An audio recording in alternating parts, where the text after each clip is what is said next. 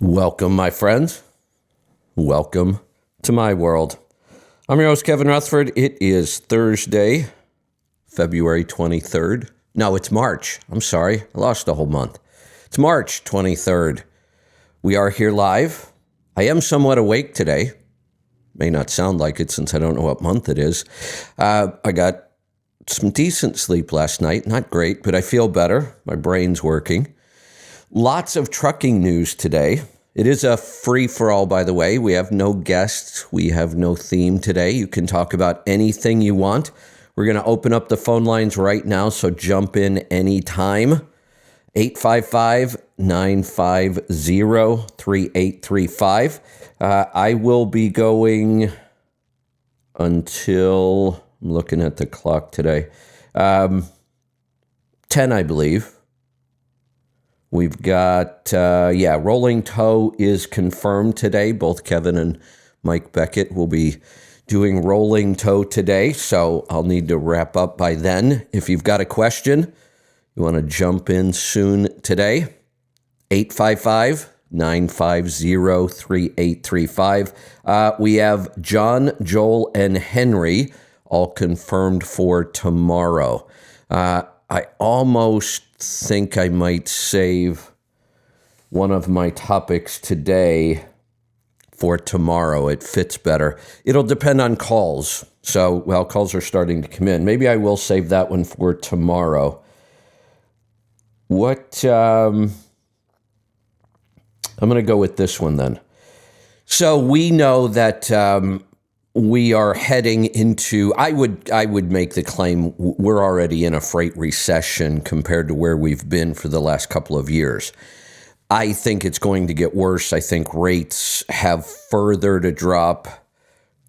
I think volume is going to become an issue. And we've been talking about that. It's nothing major. It's a normal business cycle. As normal as it can be. This is different. Our economy has changed somewhat. Government's having some weird impacts this time around, but it's a normal business cycle. There is another factor right now, though, that you should be aware of. This is the first I've heard about this.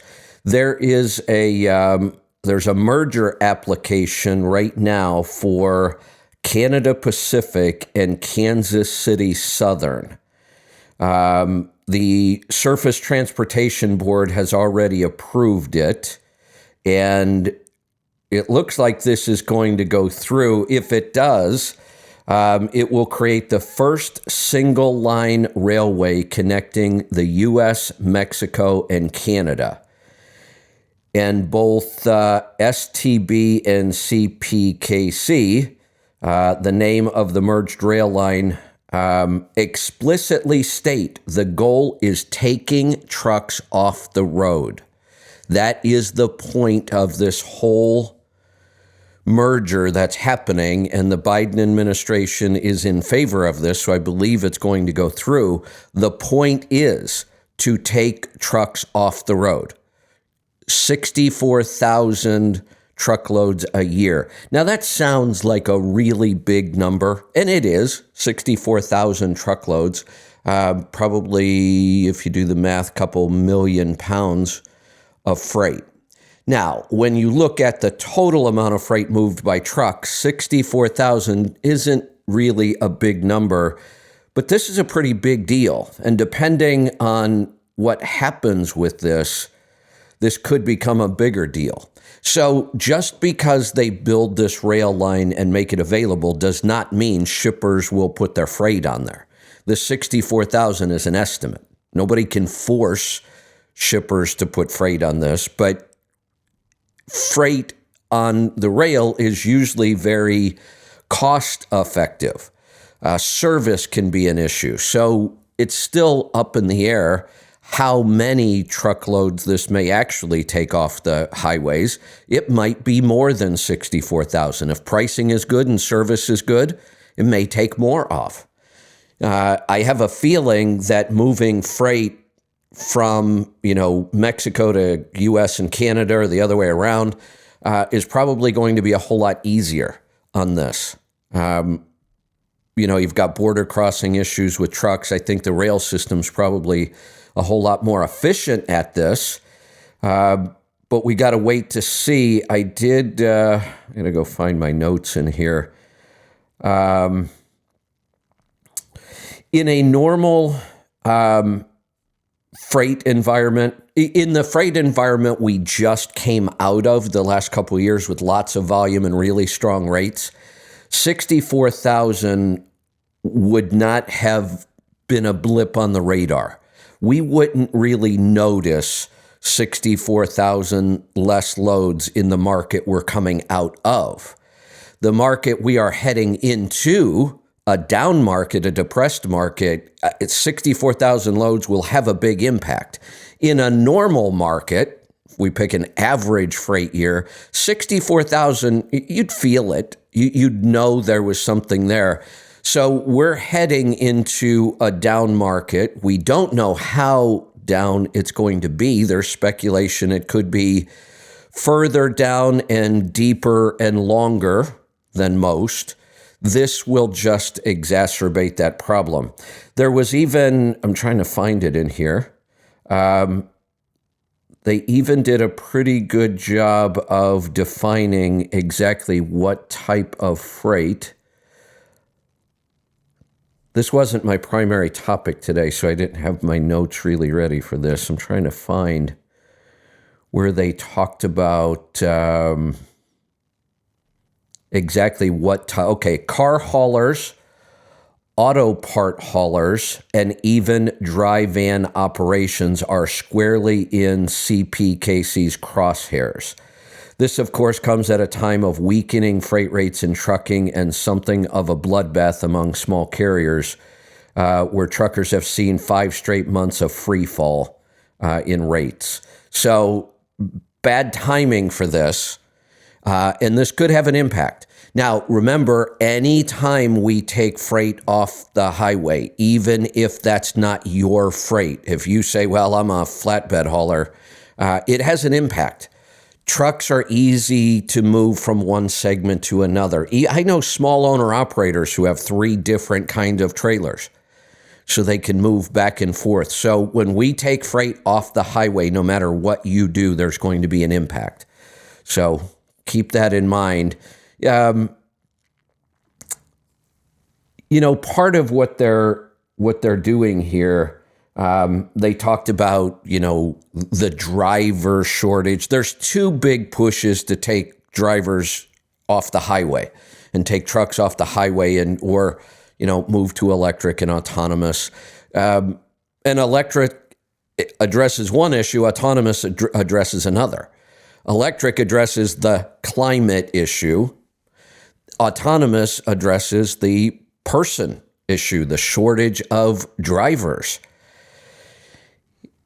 That is a pretty powerful set of factors for these kinds of things. And the Biden administration is all in on this stuff. I expect we're going to see a lot of this happen while they still have as much control in Washington as they have.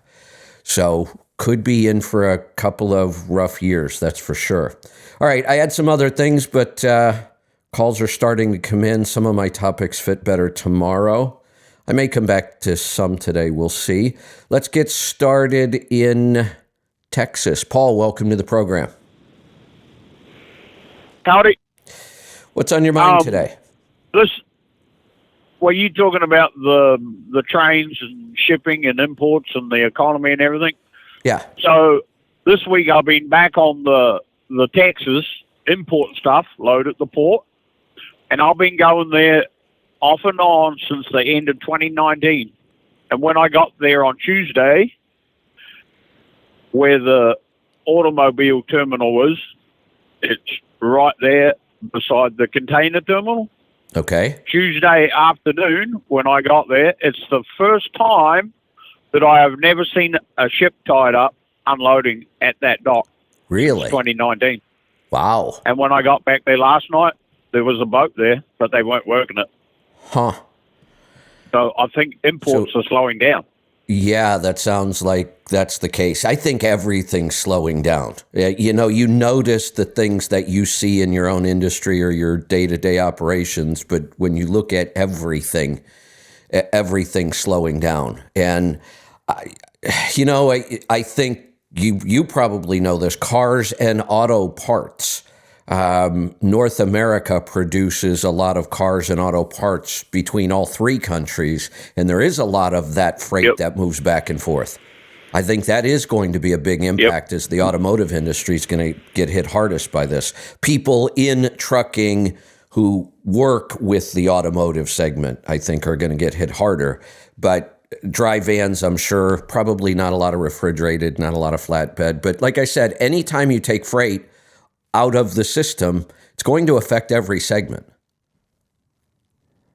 Yeah, because some people are just not going to, well, I'll just sit back and wait for something to happen. It's like my neighbor, he used to be, he lives around the corner from me. He used to be leased to a carrier, and he did tank. Well, then I see him dragging a flatbed, and I was talking to him, and he's like, no, he says, I went and got my own authority. And he said, I've been doing this flatbed. Well, then about a month ago, I noticed it's like, oh, he's got a hopper bottom as well. So he has a hopper bottom, a flatbed, and a tanker. There you go. The money in trucking is in trailers, not trucks. The money's in trailers. That's where the freight goes. And I think it's a smart idea for small owner-operators, small fleets to always be on the lookout for good trailer deals. Now, you don't want to be going and buying brand new trailers as extras, but there are such great deals on trailers. If you just keep your eyes open, you can, and that's an opportunity that's coming. Equipment prices have not dropped anywhere near where I think they should be yet, but they're on their way down. They will get down there. This next year or two will be a good time to pick up used trailers at good prices. Yeah. Well, a couple of weeks ago, I was down there helping my neighbor milk his cows, and I see these two bobtail Peterbilts go past, and I was like, oh, there's two good-looking trucks. Wonder where they go. And then about half an hour later, and he'd left earlier in the morning with his tanker. Well, about half an hour later, one of them goes past and is pulling his hopper bottom trailer, and the other one goes past and he's pulling his flatbed. So I guess he either rents his trailers out or he's got his buddies coming and pulling.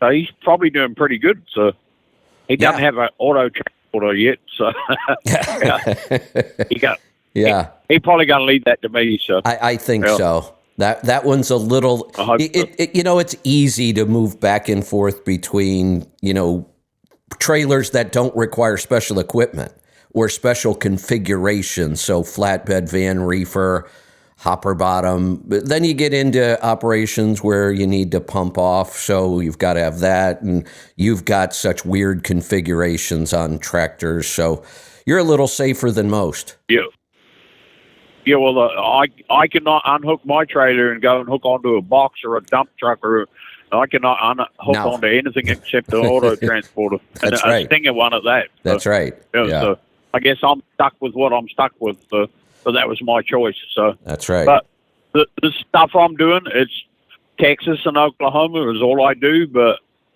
50% empty. I go to South Texas from Seabrook area for about $6 a mile and turn around and go back empty and then load another one. This week I have 2 South Texas loads and an Oklahoma load, and I'll be back home on Saturday. So that's a great operation. I'm liking it. Yeah. So and then next week I disappointed him because he says, do you want another load for this week? I said, no. And he said, oh, I'll hook you up for next week. And I said, I'm not going next week. What? And I said, I need to go to Louisville Truck Show. Oh, well, and most guys only take 9 of these cars, but I'm greedy. I take 10. I can still do it legally. There you go. And he says, well, I have those built as 10-unit loads. And he said, I'm not splitting them up, so they'll still be there when you get back the week after. So. Good. Yeah. Very nice. So there you have it. Yeah. All right, I'll let you get someone else. All right, good stuff. Let's go to Texas. Gary, welcome to the program. Hello, Kevin. What's on your mind Yeah, today? I'm going to talk. I talked to you yesterday about the SIBO. Yeah. So I think what I want to do is get a hold of your people and see if y'all will help me cure this Sure. and find out how I need to do that. And I've got another question or two about the honey. Okay. So we got the Manuka honey. My wife bought 2 different kinds of Manuka honey. One of them is a water spoon K factor of 12. Okay. And I don't know how strong that is. The other is Taylor Pass with a UMF of 10 plus. So which one of those you think would be the best? Oh, so I've got to. Or either? No, I've got to. I don't remember some of these ratios. The problem is Okay. there are multiple certifications of Manuka honey.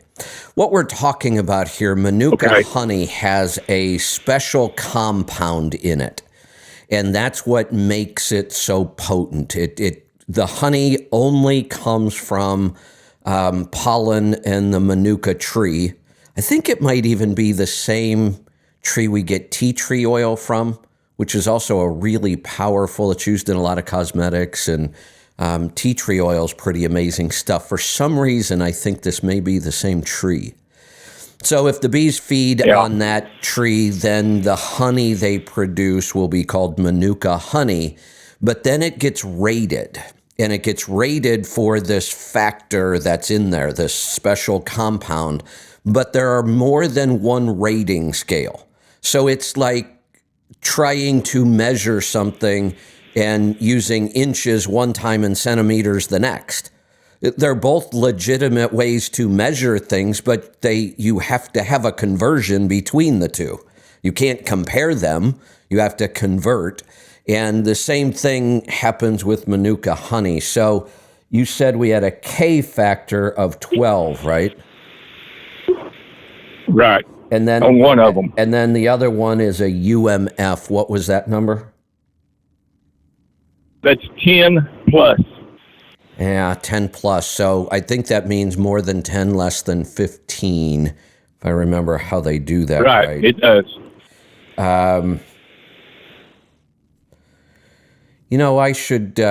I should have probably created a calculator at some point. Both of these, I would probably, on this one, I think I would lean towards the K12. And you said that was Weatherspoon, right? Weatherspoon. What's the other brand?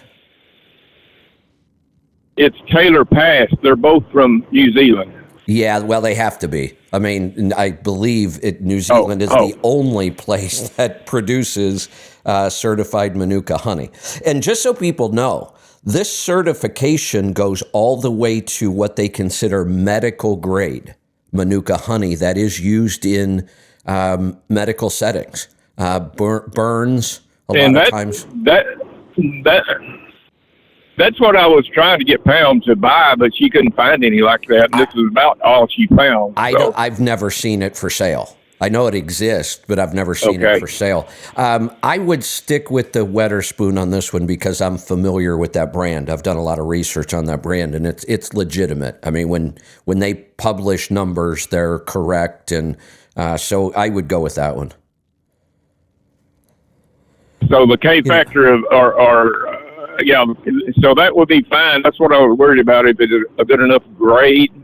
But this will be fine to work with. It is, and if we were looking at if we were looking at skin care, like wound care, then I might dig a little deeper and say, no, let's find something more powerful. When we're talking about digestive, I don't get too crazy about. In fact, I don't want the most powerful. I want somewhere, something that could be effective, will have some antimicrobial properties, but I don't want it to be too powerful. Yeah. Okay, and I've got the Entrantil ordered. Brittany said she put me on the list to order. You're out of the Pro, so as soon as we get that, I'll order that one also. Well, no, don't do that yet. Don't order the Pro. I don't even like to start with the Pro. Again, it's kind of a... Right. I'm going to... Yeah, I'm going to start with the other one, and I've got the other one ordered. You know, it's kind of like we don't want to kill a spider with the 12 gauge shotgun. It's overkill. Okay. You know, there's collateral damage when you do things like that. Same thing here. I don't know that it doesn't sound to me like you have a severe case, and we're pretty good at curing this. I mean, we've done it a lot. I don't think your case sounds all that severe. So I don't want to reach for the 12 gauge shotgun yet. A pellet gun will be fine right now. Okay. All right. So another thing that is it time for me to go ahead and start taking the honey? And if so, how do I mix the honey and oil of oregano and the coconut oil? So one of the ways you could do this, that I would do it, is to create a drink that those go in and go well. Like coconut oil goes well in coffee or hot chocolate. It adds some fat to it and some body. So again, actually, I might do something like one of the functional mushroom drinks. Like pick an adaptogen that you want to do. We've got 2 of the cacao. One is Perform, kind of helps you perform better. The other one is Chill, the reishi, which is, if we're dealing with stress. Yeah, I've got several different kinds of that at home. So I would I'm start prepared for that. Now, let's hold off on the oil of oregano right now too. I know I mentioned it, and wait a minute. I'm sorry. What did you say just then? Let's hold off on the about oregano. Yeah, let's hold off on the oil of oregano right now. Okay. So let's do a drink with the raw cacao, the coconut oil, and the Manuka honey. Make that an evening drink. Okay. And let's start there. And that's an easier, more gentle approach. Again, we're going in with a pellet gun, not a 12 gauge shotgun here. If it doesn't work, and if this either doesn't clear up or clears up and comes back, which is a very common occurrence when they use antibiotics, then we'll go to the next step. But we almost never have to. I mean, maybe 1 out of 10 cases we need to kind of, go back and revisit it again. We usually clear this up pretty quickly. Okay, good deal. So with the honey and the oil, or the coconut oil, how do I mix that? Just to start out with. Just a blender, because you're going to make this hot. So I would just, go ahead. No, I mean the measurement. Measurement. I'd start with a tablespoon of coconut oil and a kind of a heaping teaspoon of the Manuka honey, but you may want to play that one more by taste than anything. Manuka honey's got kind of a weird taste. It will add a little bit of sweetness. It's not as sweet as most honey is.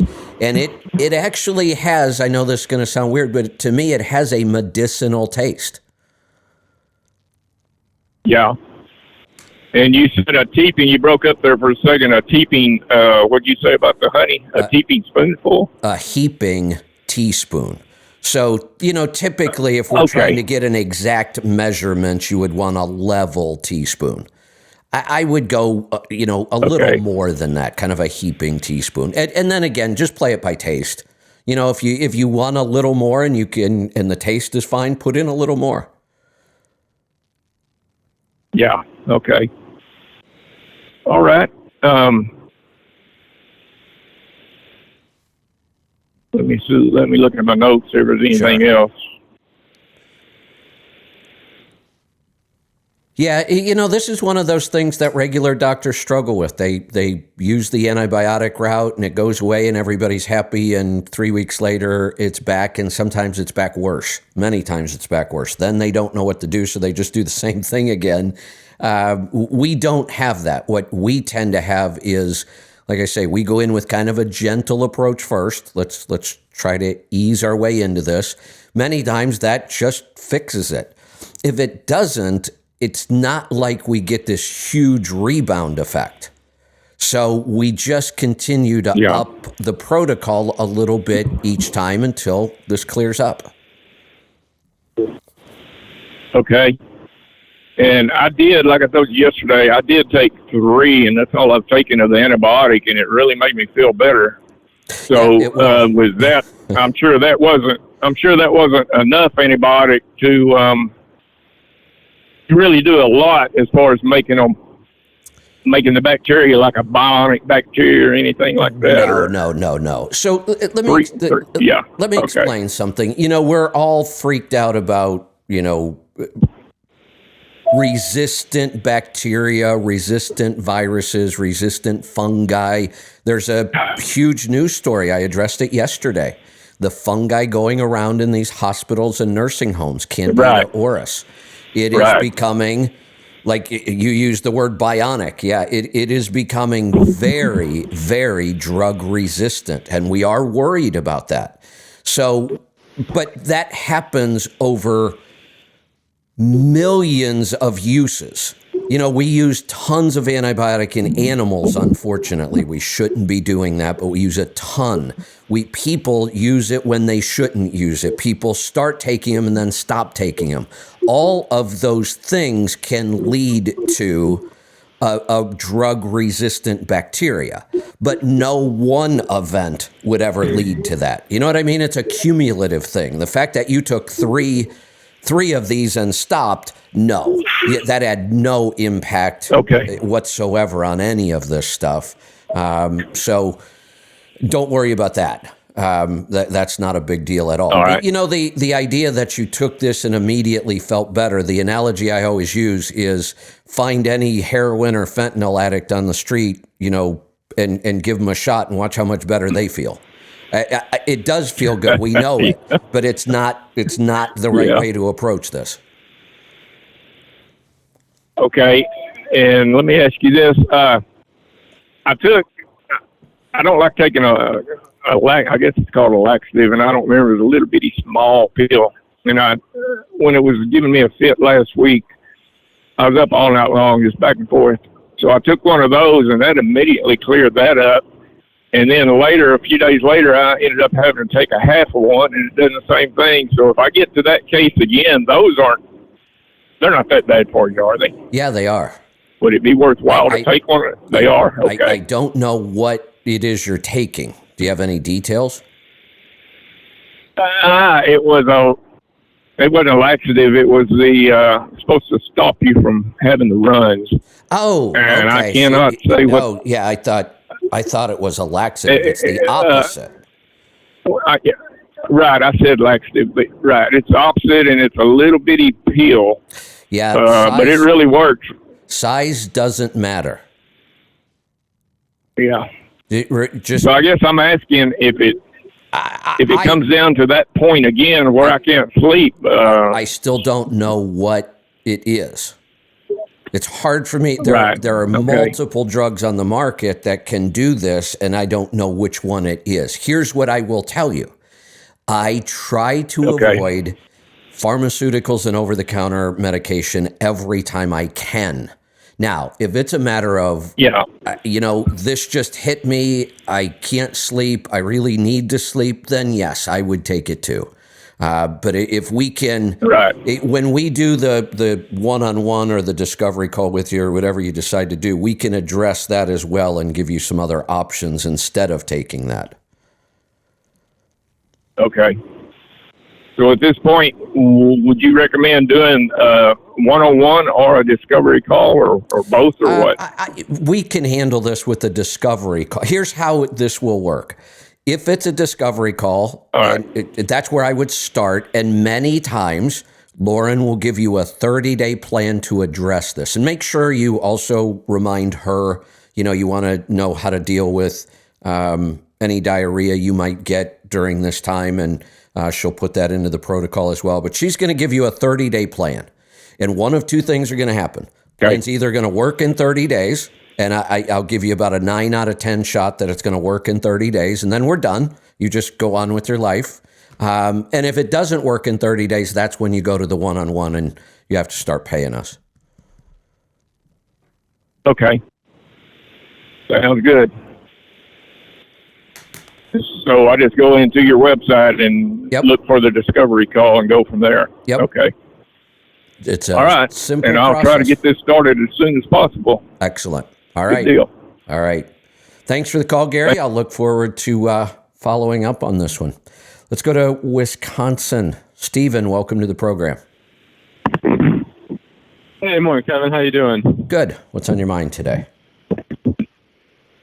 Just a couple of quick questions for you. So I'm actually hiring my first driver, getting my second truck within the next month here. Ooh, that's exciting. And essentially, yeah, no, I'm pretty pumped with the same broker and all that stuff. Yeah. And went over the route, and it seems pretty profitable already. So Awesome. I'm just kind of payroll, obviously. I'm not sure how to do all that kind of stuff. And, I've looked at, I know QuickBooks called me and, they offer, different plans.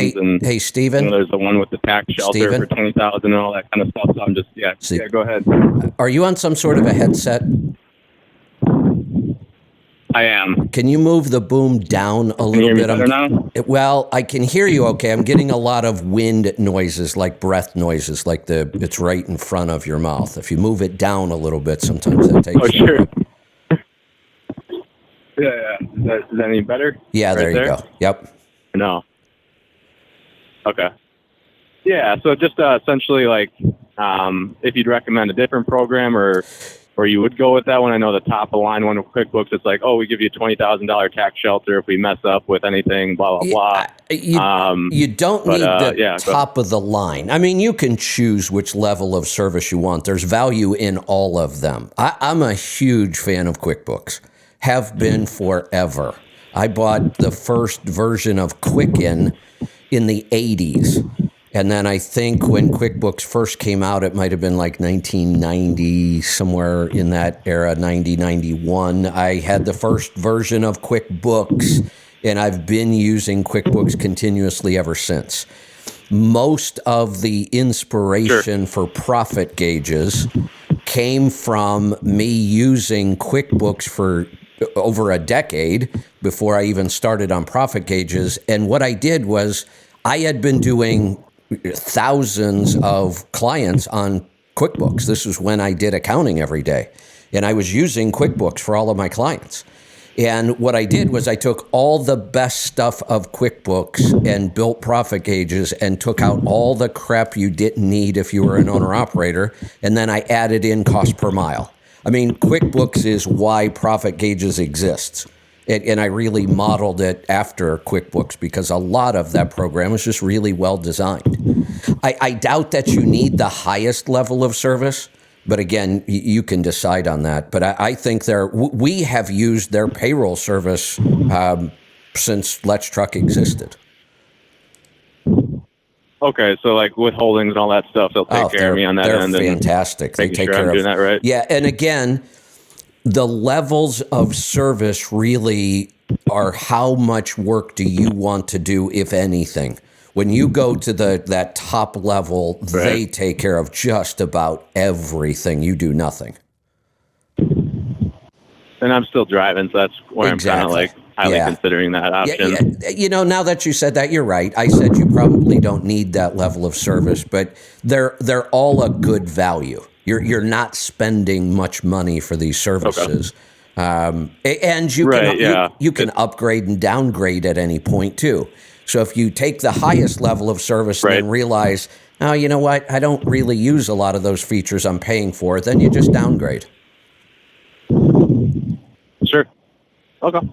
That sounds good. And then another quick question I had was, as you being, starting out as a single, owner operator and then eventually hiring employees, having drivers, have you statistically seen, let's say it's the same truck you were driving, what you netted that year, and then you put a driver in there, assuming they're a pretty good driver, but have you seen statistically, I know you can't give me an exact percentage. I could give you exact if you want. Rough estimate of how much that percentage is going to drop? I tracked this closely for years, and I still do with clients that have their own truck and then they have drivers on the truck. Just a good round rule of thumb number, 10%. Profit-wise, you're going to lose 10%. Okay. And that's if you get a relatively good driver. That's not terrible. No, it's not I guess. horrible. Yeah, right. Yeah. Yeah, it's not horrible. We hate to lose anything, but in worst case Not like scenario, you want to hire anybody though. That's true. yeah, worst case scenario, you could see double that. I've seen drivers that have screwed things up so bad that, and at 20%, you're not going to stay in business. Right. And yeah, I know. I know the guy I worked with him actually in the past, and obviously just being two guys, I'm sure I'll be pretty close monitoring how everything's going and stuff. So, but just figured I'd ask and kind of be prepared for it. So. Yeah, if you have anything less than 10%, like if you put a driver in that truck and he's within 5%, pay him more. Okay. Fair enough. Absolutely. Yeah. Yeah. So that's a good rule of thumb. Any time that your driver gets, under that 10% number, consider giving them a raise and getting back to about bonus that 10%. Yeah. Or bonuses. Yeah. Yeah. Cool. And another real quick, and I'll let you go here. I do local P&D type operation. And I'm kind of in favor of. Oh, hey, Stephen, hold on a second. Go ahead. Hold on a second. I'm glad you said that. I don't know if you mentioned that earlier. If you did, I didn't catch it. I need to adjust that number. No, I did not. We're going to shift that range. Instead of 10 to 20%, we're going to shift it to 15 to 30, because that P&D route. Let's think about this. We put a driver in a truck and we've got a load. Let's do the extreme. We've got a load from the East Coast to the West Coast. Okay. How many things honestly can go wrong? I know we could start to name all kinds of things, but how many things typically do go wrong? Not many, in an operation like that. I mean, basically you get in the truck, you point it west and you just keep driving. Right? There's not much to it. That is so different from, right. I have 6 deliveries all over the place in this one little local area, so I got to figure out the best, most efficient way to do it. Now I have to deal with things like, well, every time I show up at this dock at 10 o'clock, I have an hour and a half wait just to get in, so it's better to show up there at 12:30. And now I have 4 pickups that I have to schedule, and one of them I can't even get to till 6 o'clock tonight. I mean, you know how complicated P&D work gets. Your driver can make you or break you quickly in an operation like that. Okay, so you said from 10%, it's going to be more like 15 to, what did 30. you say? 30 on the top side. Okay. And then, so I guess I'm thinking about it now. The route I have right now, it's actually kind of nice. It's just truckloads out to like 90 miles west of Milwaukee. Then I go about 50 miles south of that, and it's another truckload back to Milwaukee.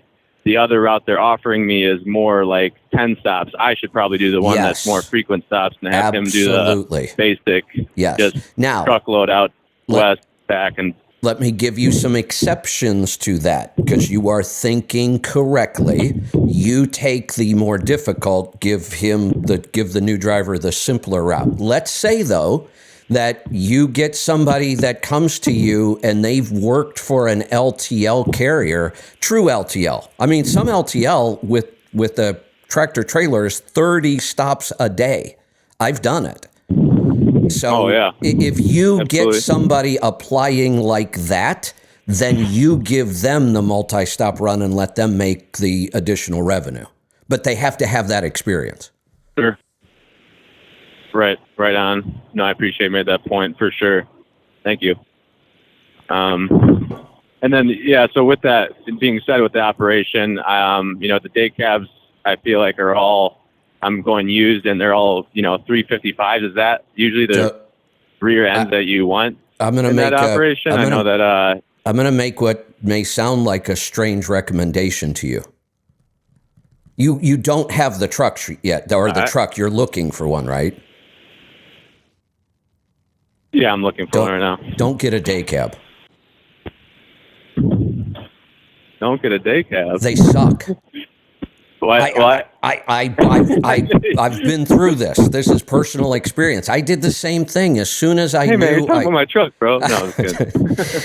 As soon as I knew I had these runs that were back to the terminal every night, and I was buying new trucks, I started buying new day cabs.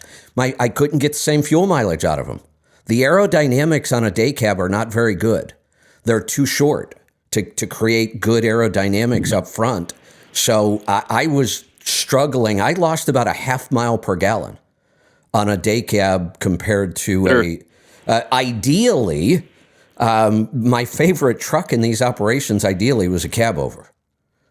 When I drove in an operation like this, I almost always drove a cab over. Cab over, single sleeper. Doesn't have to be a big sleeper. In fact, I used to look for small sleepers. The aerodynamics are better, and honestly, it's nice to have the storage, and it's nice to have a place to take a nap once in a while. Not a bad thing to have. Yeah, absolutely, yeah. Having the win-win small right there. sleeper is, to me, it's just all advantage. There are almost no downsides to it. Here's another big one. I don't know if you've priced used day cabs yet. They almost always cost about 10% more than a sleeper. Yeah, kind of crazy right now, yeah. They're always like that. They've been like that for 30 years. It's just supply and demand. There aren't as many day cabs on the market, and the people who really want a day cab, the price ends up being inflated on them. So you're getting less truck and paying more for it. Sure. Right. Yeah, that makes sense. Now that you're saying that. Yeah, Okay. find a small sleeper. Yeah, I guess I'll. Okay. Roger that. And then, but does the rears really matter as much with the P&D? I mean, obviously, I'm sure Not they as do, much. but I know. No. I see. No. Not as much. In fact, especially with the multiple stop, I figured, but. Right. It's really difficult in a P&D operation. And here's the other thing about P&D operations. They change. Like you've got one that's more like a line haul than it is P&D, even though it's home every night. It's just one trip out, one trip back. Then you've got this, we go to the other extreme in P&D where you've got 30 stops a day. It's impossible to spec a truck that's fuel efficient all of that time. There's just too much going on. So one of the things we look for here, aerodynamics. Now, I got to keep in mind here, right now we're speccing a truck for the longer run. Although we could play around with this too. What's your current truck? It's a 2016 Cascadia day cab, DD13. I think, 355 rears. I'd put that on the new or. I don't know if you said anything. Someone else was calling me, but I just told you the truck. I don't know if you said anything, yeah. But no, I didn't. I paused there for a second because I was thinking. Okay. I would take that truck and put it on the multi-stop, and then I would go buy a truck for the line haul type run. And that one might make more sense to. Yeah, do the sleeper and the lower rears, I guess. Or? Correct. Now that I'm going out to buy a truck, we can look at it and spec it better for this. So I would look at things like, trucks that are spec to run in direct drive and then have an overdrive. The kind of specs we talk about here, 264 gears, 247 gears, things like that. And I would get good aerodynamics and that, because this one is more like a line haul. Your current tractor is set up more for straight P&D. Yep, which makes sense being a day cab, right? Yeah, and the 13 liter instead of the 15. I actually, your setup right now for P&D sounds just about ideal. Yeah, I use the catalyst I'm getting. I think my last IFTA was I reported 7.7 or 8, something like that. Yeah, that's fantastic. I mean, but so yes, sir. But right. that's pretty much all I had to ask you today. And well, congratulations. I appreciate the help, man. Sounds like you're building quite an operation here.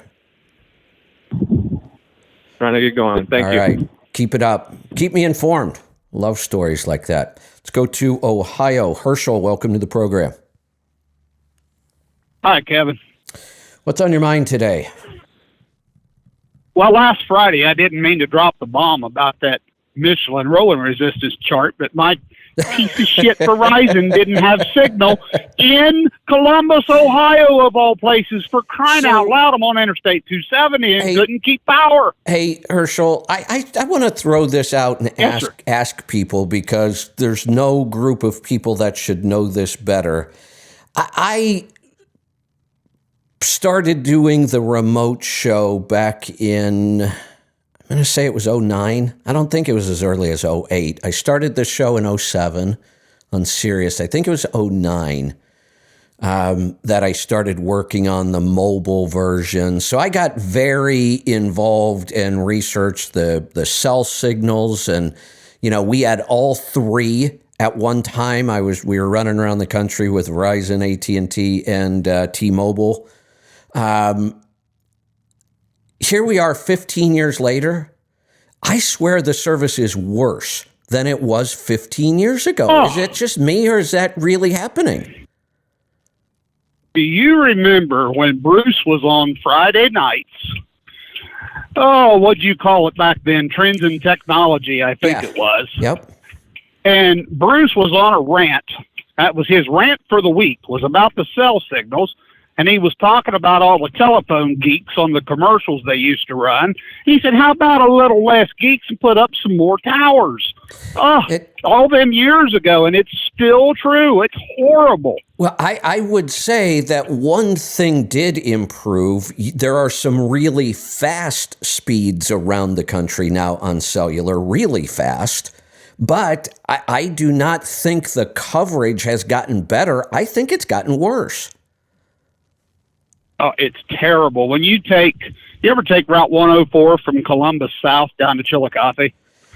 Oh, it's been a while. I used to do a P&D route in that area. I used to do a lot of the Aldi stores, but it's been a few years. Well, I live in Chillicothe, and I take that way home just to stay off of the highway on 23. It's so stinking busy. Right. When you go down that road, you may as well have a Campbell's soup can and a really long string and hope somebody got the other can, because you ain't going to use your phone. It's horrible. Yeah, see, I don't get it. We should have a rock-solid cell phone system in this country, and I can't. You know what's funny?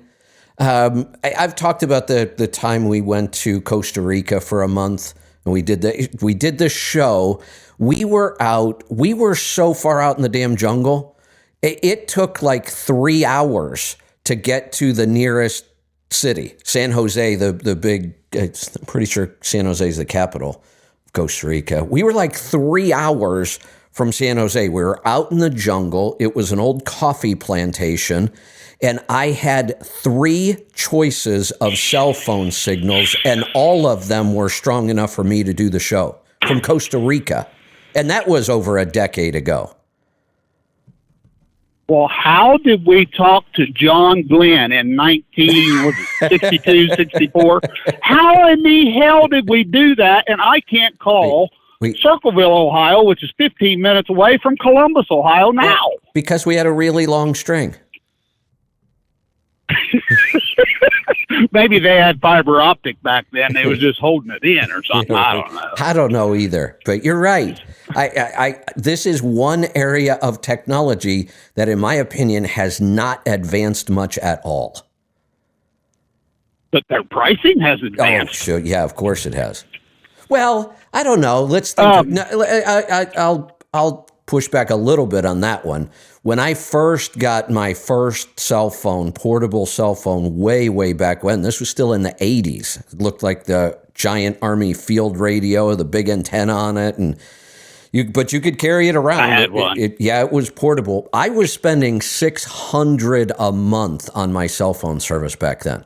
Remember, everything was by the minute, and you had blackouts, and then after a certain time it was free, so you would try to wait until that time to make all your calls. So I will say that pricing, for the most part, did get better. Now it just seems like it's going up with inflation like everything else is. I had no problem with the pricing. I was fine with that. Just give me service that I can use. Yeah, the pricing for the monthly service, yes, but the pricing for the devices, $1,700-$1,800. Oh my God! Yeah, I know that's a little crazy. Oh my God! But think about my it. first brand new car. That phone you're carrying around is about 50 times more powerful than the first computer I ever had. Yes. It is, actually. It's a computer that makes a phone call, really. Speaking of which, yeah, that's exactly right. It's a very, very powerful computer that also makes phone calls. That's really the way to look at them. And they are, marvels of modern technology. The phone is not my problem. It's the damn network. Yes.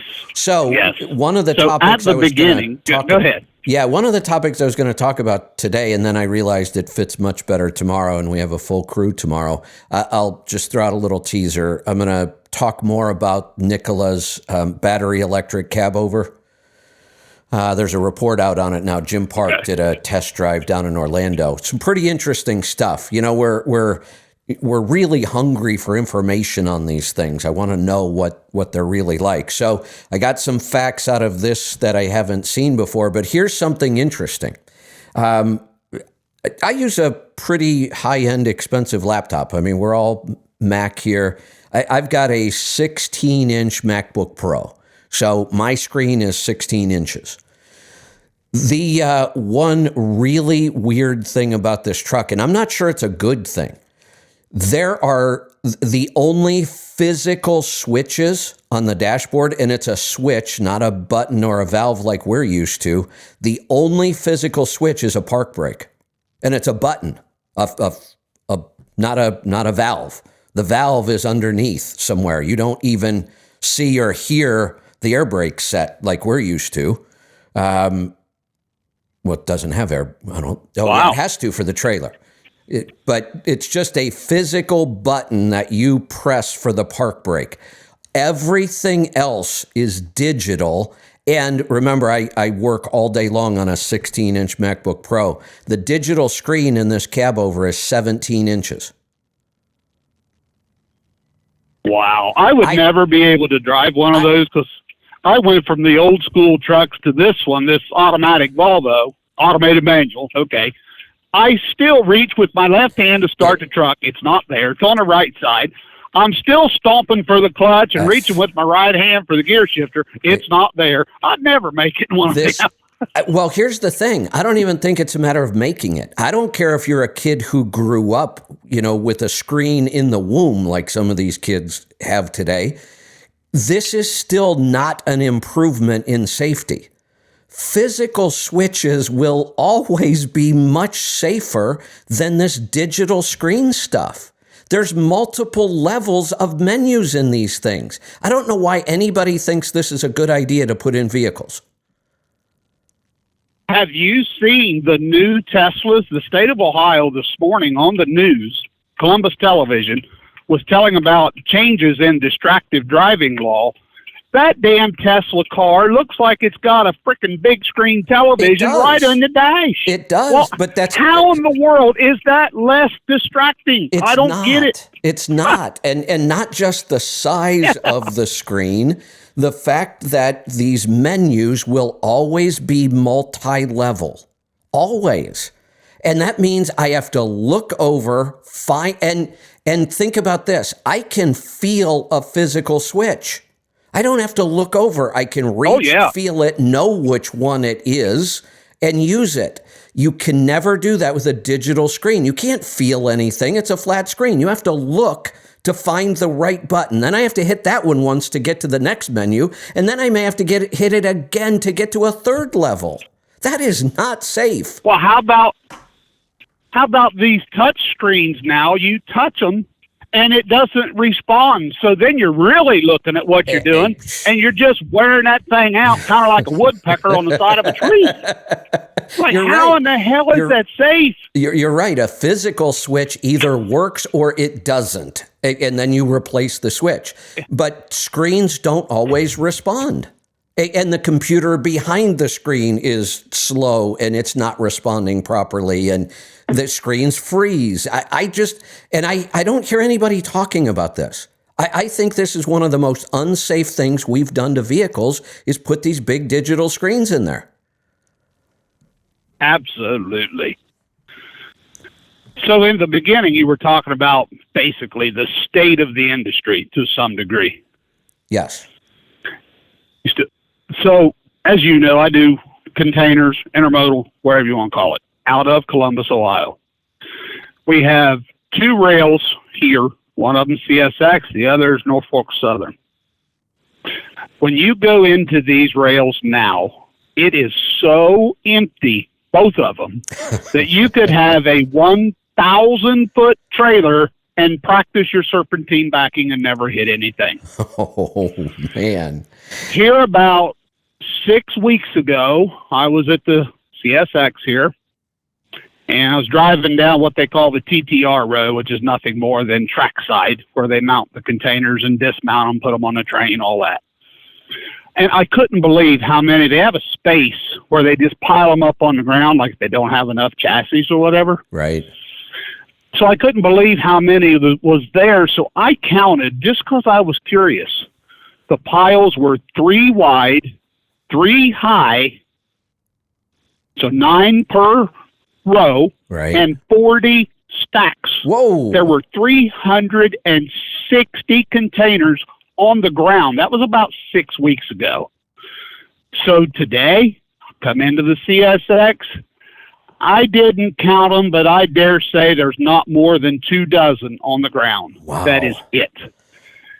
We are parking trucks every day. I'm leased to what used to be XPO Drayage. They sold it out to STG. STG, I think it stands for like St. George. It is so bad. They are claiming that the rate that they get, of course, we don't know what it is because we're on a flat rate contract, so they won't tell us. And even if they did, how do you believe what they told you anyway? But it's so bad that they are talking. They are going to cut our rate the next quarter, which is next week, April 1st, between 2 and 10% across the board on the line haul, the city stuff. They have taken a bobtail move, like you get paid to go from CSX to Container Port to get a trailer. They used to pay us a bobtail, $60 plus fuel. They took that completely away. And then the other stuff around town that pay $60 is going down to $34 and $38, depending on where you're going. Hey, Herschel, I just thought of something here. I'll throw this out and ask people to give some feedback. I've been thinking, I'm pretty familiar with CSX's operation. I did a big contract with them, year-long project. I visited almost all of they call them ramps. I don't know why. Right, exactly, ramps. Why do they call them ramps? Where does that come from? The guy that is now my terminal manager's boss worked at CSX here in Columbus. He was the terminal manager at CSX. He's now over there. And, of course, you know me. I had asked him, well, what do you know about trucking? All you know is the train. So I asked him that, and he just kind of gave me a deer in the headlight. I said, well, you don't take the trailer and back it up a ramp to put it on the train. Why is it a ramp? Well, that's just what they've always been called. Yeah, I've always wondered. So I don't know. I don't know. I was living in Orlando at the time, and CSX had a huge operational center in Jacksonville, downtown, big office tower. But so I started, the contract there and negotiations, and then I ended up going to a lot of their ramps all around the country. And as soon as I heard that term, I'm like, why do they call these ramps? Never understood where that came from. But early on in my career, I pulled some containers around Cleveland, so I had some experience with that. But, I just talked about this new rail line that's going to move freight from Mexico to the U.S. and Canada and back and forth, and it's the first for that. And we talked about the car haulers and auto parts and some dry van. I have to think this is going to have a big impact on containers. It might be a positive for trucking, though. Because once that container comes off the rail, it's got to get to the customer or the other way around. You may actually see an increase in some container movements with trucks through that region. Well, I hope so. Last Friday you were talking about somebody asked you, how much cash should you have? Yeah, as much as you can gather. That's as much as you can get. Yeah. Old Christine Jr. here kind of put me in a barrel for a month with that camshaft repair, but everything's been good ever since. So I've been scratching and scraping and saving everything I can. I'm throwing $1,000 a week into the savings account. That's awesome. I've got about $22K at home, green money, pictures of dead presidents. Nice. And so here we are with the state of this economy, and I truly think that we are not going to see a turnaround until we get rid of Sleepy Joe and the Funky Bunch. I think they have killed our economy that bad, and they're just because we're a leading economic indicator in trucking. We see the good first, and we see the bad first, and I'm telling you, we're just done until we can change this administration and all the policy. That would make an awesome name for a band. Sleepy Joe and the Funky Bunch. Doesn't that sound like a great band? Yeah. I like that. Oh. I agree with you, though. Man. I agree with you. We're in for a couple of rough years. Yes, we are. Very, very rough. Yeah, I'm glad you're prepared. I was on Craigslist, Craigslist is kind of like the place to find trucking jobs posted, right? I mean, you can go on the Facebook garbage, that's what I call it, and it's just all minutia. It's a bunch of people, their dispatch services and whatnot, and no, I'm not dealing with that. Yeah, it's a and mess. even on Craigslist yesterday, because they parked me for 2 days this week because they don't have anything, I was aggravated. So, let's just see what's out there. And the stuff that's there, oh, wow. Not impressive at all. There were only 2 container companies in Columbus hiring. One of them, oddly enough, for some kind of a drive-in deal that they're doing, which they've never done drive-in before. And one other one that I don't really know anything about that company. I've seen their trucks around, and every one of them are hoopties at best. So, I don't know about that outfit. Yeah. So obviously I'm going to stay where I'm at until it gets to the point where I have to go somewhere else. That's a good... But, I don't know. So let's talk about that concept a little bit, because people are going to have to start making these decisions, and what you're going through, a lot of people are going through, if they're not yet, they will be. That is slowdowns where there just isn't work. So everybody's worried about rates. Oh, well, rates are dropping. Well, that's a big factor. You better be able to make a profit with the current rates or you're in trouble. But the other factor is you may not have work. That's something I don't know if enough people are thinking about. And the first reaction is going to be to jump ship and go look for somebody else to lease to. Be very, very careful. We've done the numbers on this long before all the inflation that happened. So this number would be significantly bigger today if we went back and did this again.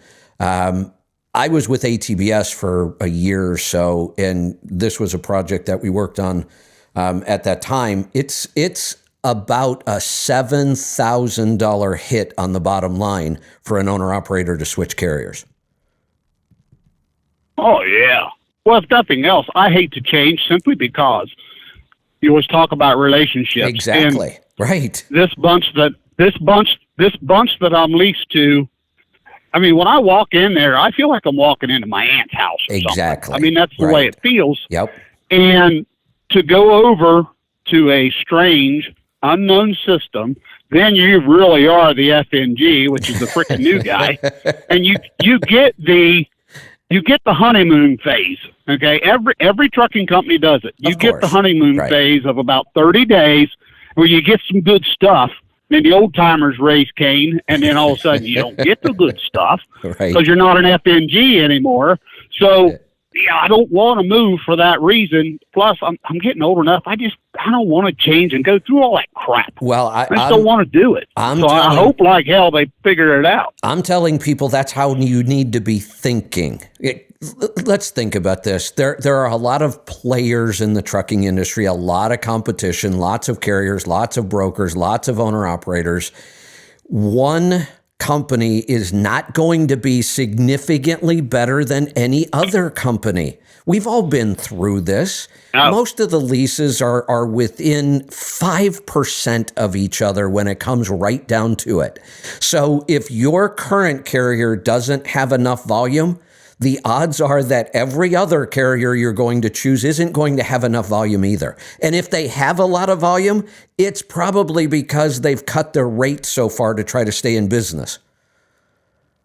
Well, I have a theory when looking for a trucking company. This is whether you are a company driver guy, an owner-operator guy, you've got your own authority, doesn't matter. Whoever you're looking to deal with, you talk to a whole bunch of them, and you get their spiel. And that's what it is. It's a sales pitch. It just is.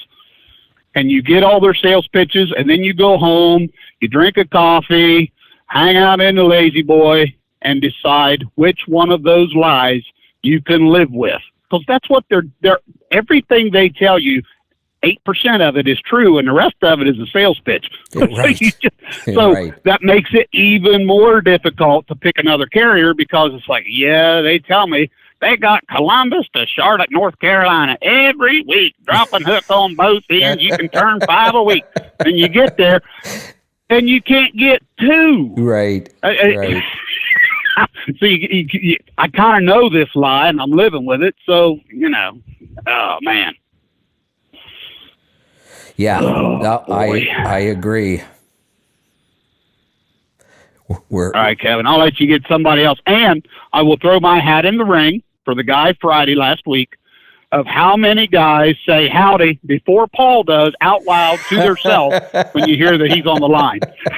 I just did it today. And then I got to laughing to myself. Yep, I got to throw my hat in the ring. I'm one of them. Howdy. I will say that in all the years Paul's been calling and all the times he's called, I believe he has been 100% consistent. I do not remember a call where he didn't start it that way.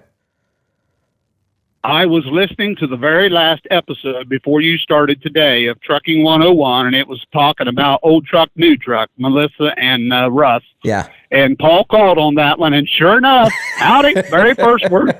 I just love it when that guy calls. He is so much fun to listen to. I know, he is. He is. All right, good stuff. All right, guy. I'll let you be. Talk to you soon. All right, buddy. Yep. Let's go to Louisiana. Jason, welcome to the program. Hey, Kevin, how you doing, man? Good. What can I help you with today? So I've heard you mention, several times that you're still waiting for truck prices to come down, and now's not exactly the time to start trying to buy new equipment. But I'm kind of curious if you already got a piece of equipment, So I guess maybe explain my situation here. So I've got an older truck. It's a 99.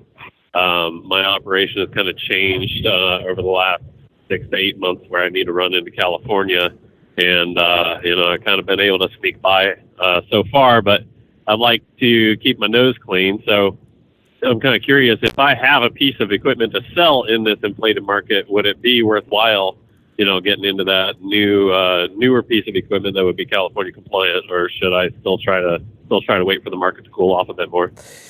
Yeah, I would not make any big purchases right now. Not if you don't have to. If we have an option, I would hold off.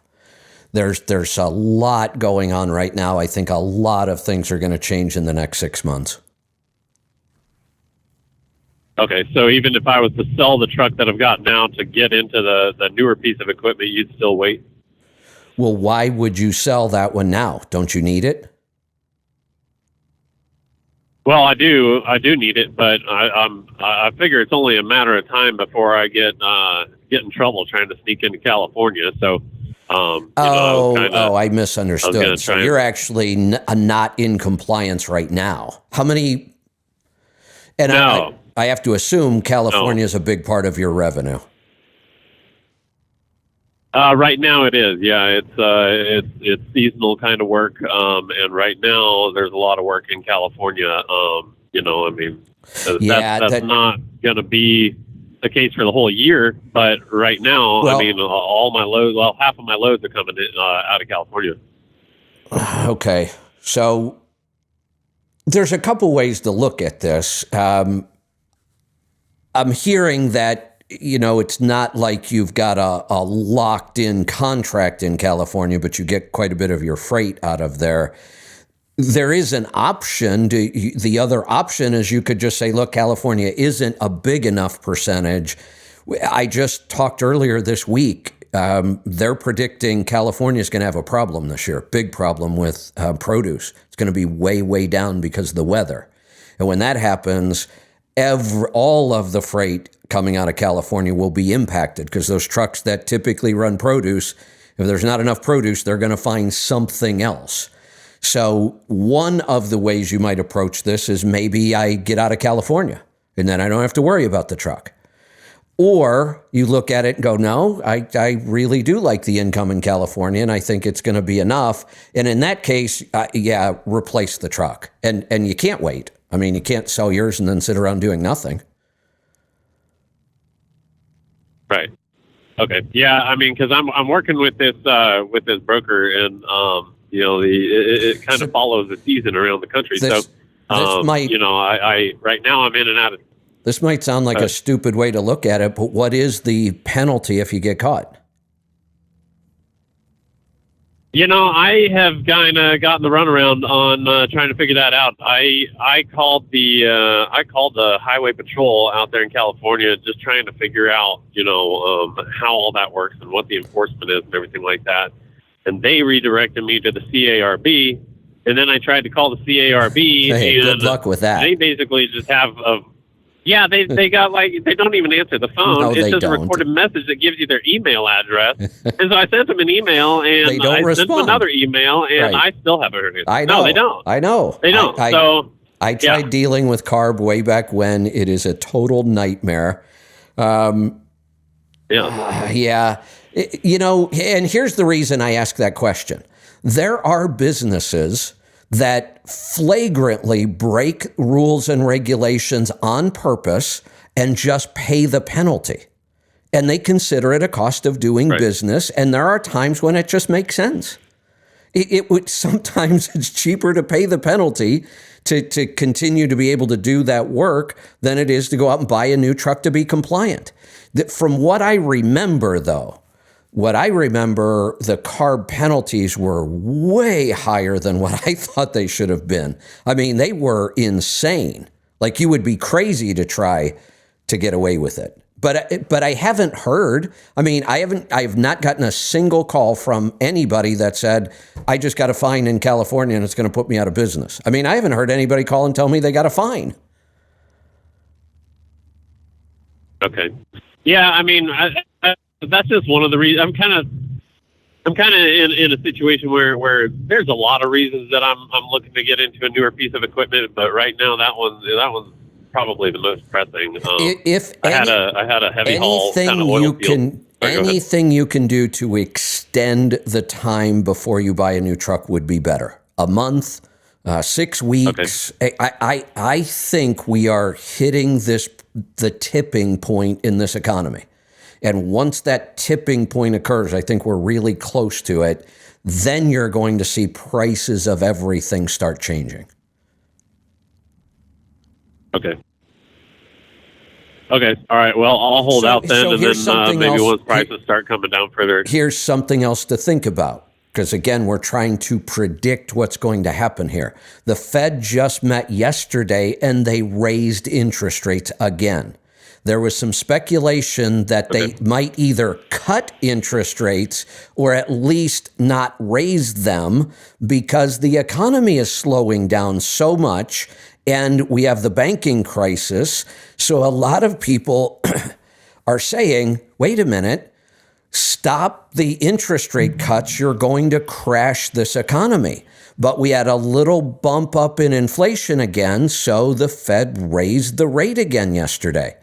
The more the Fed keeps raising the rate, the more likely we are to trigger a crash.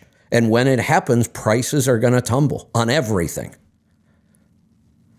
Okay. Okay, well, I'll hold off then, and maybe once prices come down, I can give you a shout, and we can talk a bit more about what kind of equipment to look for specifically for this operation. Then. Sounds good. And if you do get caught, don't call me All right, to Kevin, I appreciate bail it. you out of jail. Yeah, will do. All right, thanks. All right, let's go to Missouri this time. Wojtek, welcome to the program. Hey, Kevin. I got a story to this last caller about California and CARB. Okay. I unfortunately live in California, and till about 2.5 years ago, I had a 99 Volvo, and I was driving in California because I live there, and I had a steady run on I-5 to Washington, past the scale in Reading. No problem, and everything was oversized.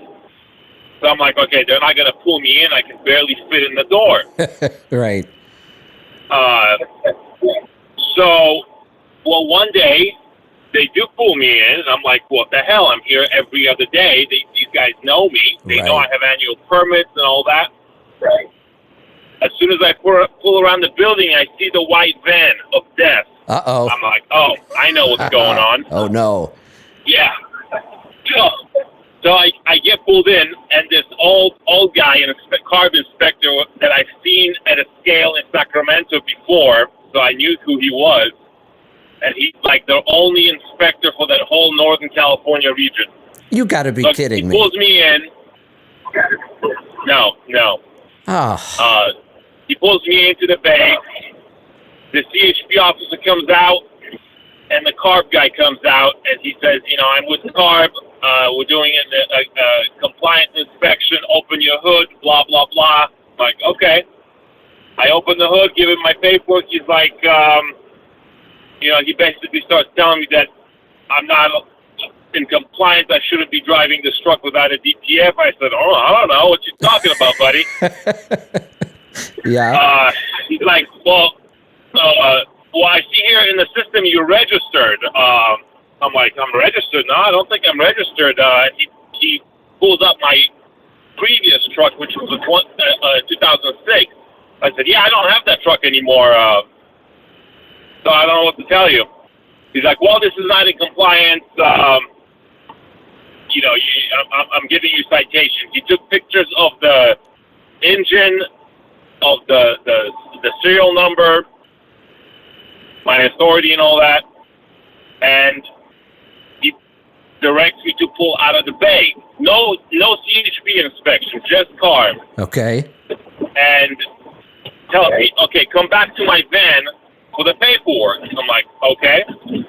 And the CHP officer is right next to him, basically bodyguarding him. Yeah. And he says, well, here's your citation. I said, I'm not signing that. He's like, sign it. I was like, I'm not signing that. I'm like, what do you mean you're not signing that? I'm like, I'm sorry, I just don't recognize your authority. Give me any kind of a citation. The CHP guy gave me his inspection report, which was just clean, no nothing. Right. And that CARB guy got so pissed off because I wouldn't sign it. He's like, I'm going to put this on the back of your trailer here. I'm like, well, if you're going to pull that, you're going to be cited for littering because I'm not picking that paper off the ground. And the CHP officer here is going to give you a citation for littering. Oh. He was fuming. So what happened? I turned to the CHP guy. I said, officer, are we done here? Yeah, we're done. I'm like, have a great day. And I walked away, and I took that paper and I threw it into the back of his van, to the side of his little inspection cargo van, and started, have a great day, sir. What? I was expecting to get something in the letter, Right. a letter in the mail from CARB. It's been 2.5 years. I haven't gotten a single thing from them. No way. Are you telling the truth on this story? I don't know. Is this a truck driver story or is this for real? Swear to God. So It's this for is, real. I still have that truck. I no longer drive it because CARB and the DMV got together finally after like 10 plus years of scaring everyone that they will not be able to register their non-compliant trucks in California. They finally got a way to eliminate those registrations.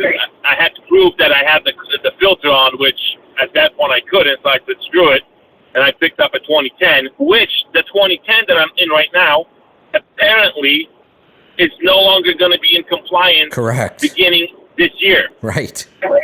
So I spent money on this compliant truck, and now it's only good for 2 years now. I've had it for 2 years. Yeah, that's California nonsense. But it's okay. It's okay because I'm just going to tell California no thank you. Well, let's, since we're talking about California and regulations, guess what the latest from the Biden administration is? He found his underpants. Well, that too. But yeah. So here's the headline. California to be allowed to set their own emissions regulations for trucks. They don't have to comply. Not that they comply with federal now, but the Biden administration just extended that and said, set whatever rules you want in California. So basically what they're doing, California is outlawing internal combustion engines in trucks quickly. I mean, they're going to force electric trucks in California, I believe by 2045.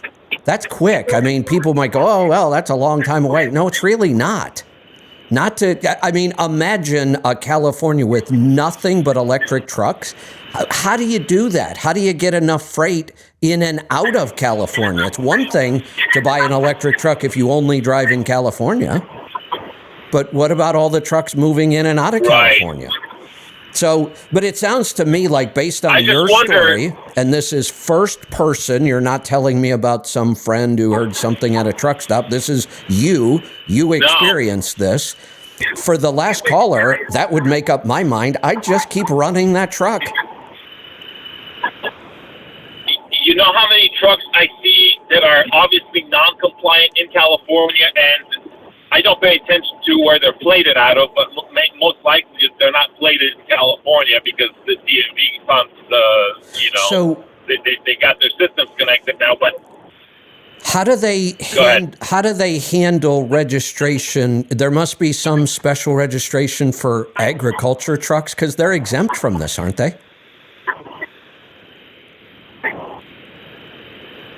That's what I've heard, but which makes no sense because if you're an agricultural truck in California, you spend all of your time in California polluting the air instead of a guy that comes in once a month. I've said that for years, that what a stupid law. They exempted the trucks that pollute the most within their state, and they try to enforce it on trucks that may be there, like you said, once a month. Yeah, so nothing makes sense, logical sense in California, so don't ask me for any kind of explanation, but if I was that guy, I would definitely not sell his 99. I'd keep it. I agree. And find there's money to be made in other, states, so I'm moving out of California as soon as I possibly can. It would be one thing if the story was you crossed that scale, every other day for a year or every week for a year, however many times you crossed it, never got caught. But you actually got inspected by CARB and nothing happened. Yeah. Because I didn't sign that paperwork. If you sign something, but I'm no attorney. This is not legal advice.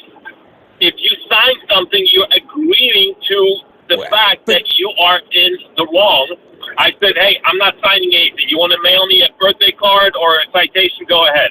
Yeah, so the way and I'm not an attorney either, and I try to stay as far away from this kind of stuff as I can, but I've watched enough episodes of Cops and OP Live to know that just because you don't sign the ticket, the traffic ticket on the side of the road, doesn't mean you're not getting a ticket. You still get it. People refuse to sign tickets guess on the that's side of the true. road all the time. Lots of people do. No, I'm not signing that. They do it all the time. It doesn't matter. You're still getting that ticket. You're still going to court. The process is the same whether you sign it or not. Right.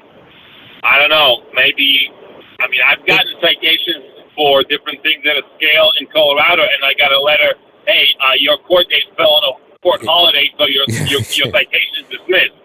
So, strange things can happen, I suppose, but... What a screwy system. Or it could just be that CARB just doesn't have any real teeth and they don't even follow up on this stuff.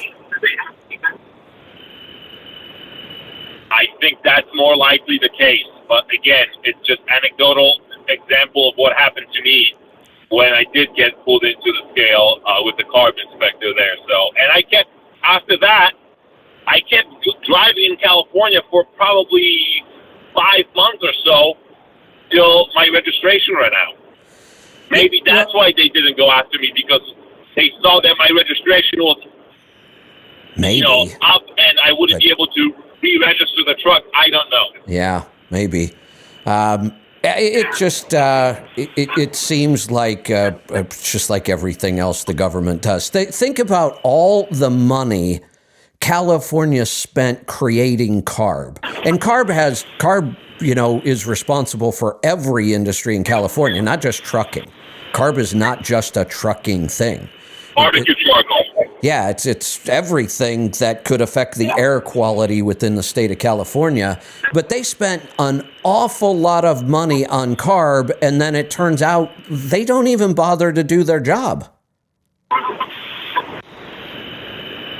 Well, I don't know if you remember when all of this diesel regulation was coming down in early 2000s. They the board, it's a board, they have board members. One of their primary members, I don't remember the guy's name, that came up with this framework for the regulation of diesel trucks. Right.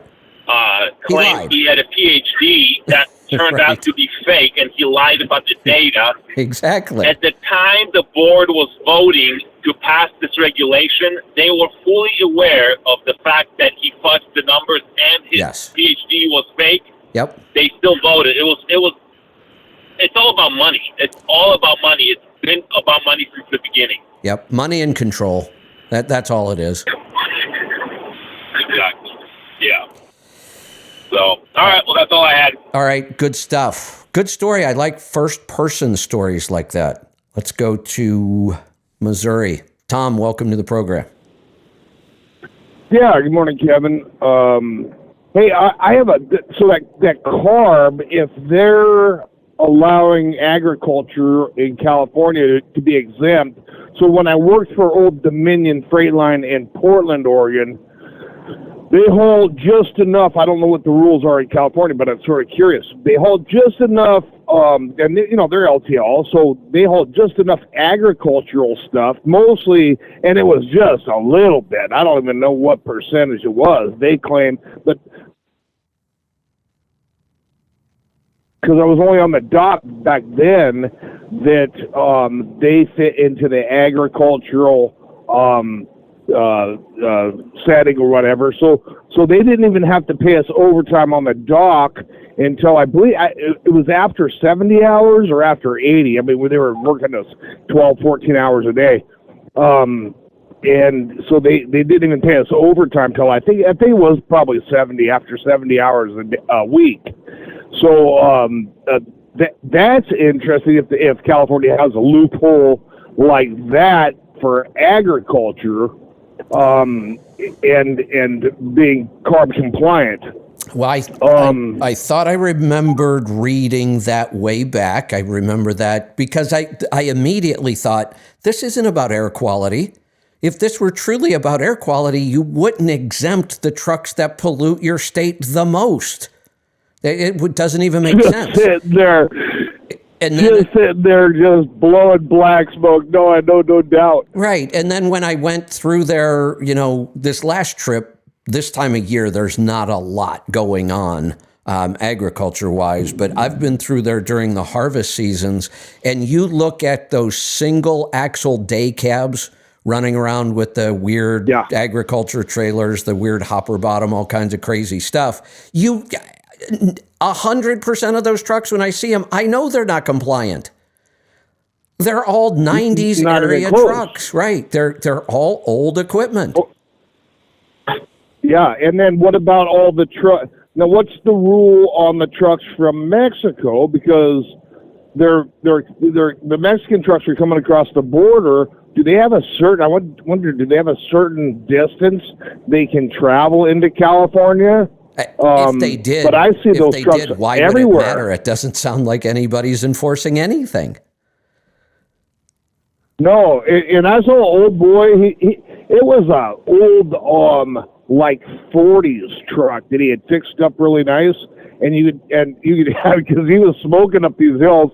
I don't know what he had in the thing, but it was like a 40s or early 50s twin screw, and man, you could just tell he didn't give a shit. Yeah, right.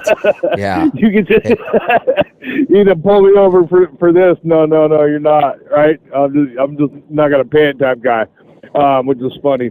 And here's the other thing we know about this. All you have to do is drive through California. I just did. I went up and down I-5 from the Oregon border to southern LA and back up. Anybody that understands trucks can pick the non-compliant trucks pretty accurately. It's not that hard to do. And there are a lot of them. And yet we never hear about anybody getting tickets or paying fine. Every now and then I'll hear about a company being fined by CARB, but it's pretty rare. Right, it's always the company. It's never really the individual, is it? I haven't really heard. I've never had a single call. And when I do get a call, it's somebody. When I do get a call, it's somebody that got busted, balled up the paperwork, threw it back at him, and said, "Have a nice day," and nothing came of it. I lost reception. What happened with? So they never even contacted him? So no, he ran that truck for 5 or 6 more months. And never got a letter from anybody about any of it. Wow, hilarious. Well, I guess I'm not signing it. If they get me for idling, if they get me for idling or something, because I've seen them walk around the truck stop one time. Some young girl, which I'm sure she's quit by now. You know what I mean? There's just no doubt that she hasn't. Right. She had a clipboard and that. I thought, this isn't going to end. This isn't going to end well. She's either buried in the desert there, or So she got smart and quit. Well, that'll might not have been her choice. Yeah. And on the economy, thank God they at least raised the interest rate 25%, 0.25%. But now, because they're bailing out the banks, they're how they doing that? By printing more money. So they've got themselves in a complete vicious cycle. And this is not going to end. And besides, now Saudi Arabia has taken the yuan, I think it's the yuan, as payment for their oil. I don't remember I don't know if you remember, but about probably 4 years ago, I called in. About 4 years with the liberals and everything, and I asked you. And then when Biden got elected, I said, if you wanted to, I was trying to figure out what the hell they're up to. I said, if you wanted to ruin the country, would you do it any differently than they're doing it now? No, you know what I mean? If you wanted to destroy our country, you would do everything this administration is doing. Just exactly the same. Right. And so you want to talk about, people don't realize, 2008 and how big, I heard on the radio yesterday, how big of a fit we were having with that bailout for the banks in 2008. Well, just since that Silicon Valley Bank is crapped out, we printed half as much money as we did in 2008 to bail out the banks up in just a couple of weeks. You know what I mean? Let's think about that too, because if we go back to 2008, what was their line? The famous line, they repeated it over and over and over. 4 words. Too big to fail. Yes, too big to fail. Well, SVB is not big enough to worry about. They're a peon. We didn't even hear about it. Never heard about them. The only people that would notice are all the people in Silicon Valley, all the big high-tech companies. So let them fail. I hated the too big to fail. They're not too big to fail. Let them fail. I don't care how damn big they are. Maybe that's the problem. No. Maybe they're too big. That is the problem. Right. So they should have never done it with those banks.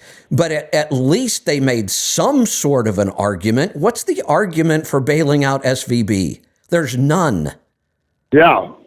Well, that's where all their donations come from, or a lot of them anyway, from those people. That's what that's all about. And China had a shitload of money in that bank too, as it turns out. Yeah. And Biden, they got him by the short hairs. God only knows what they have on him that we don't know about. We're finding out more and more.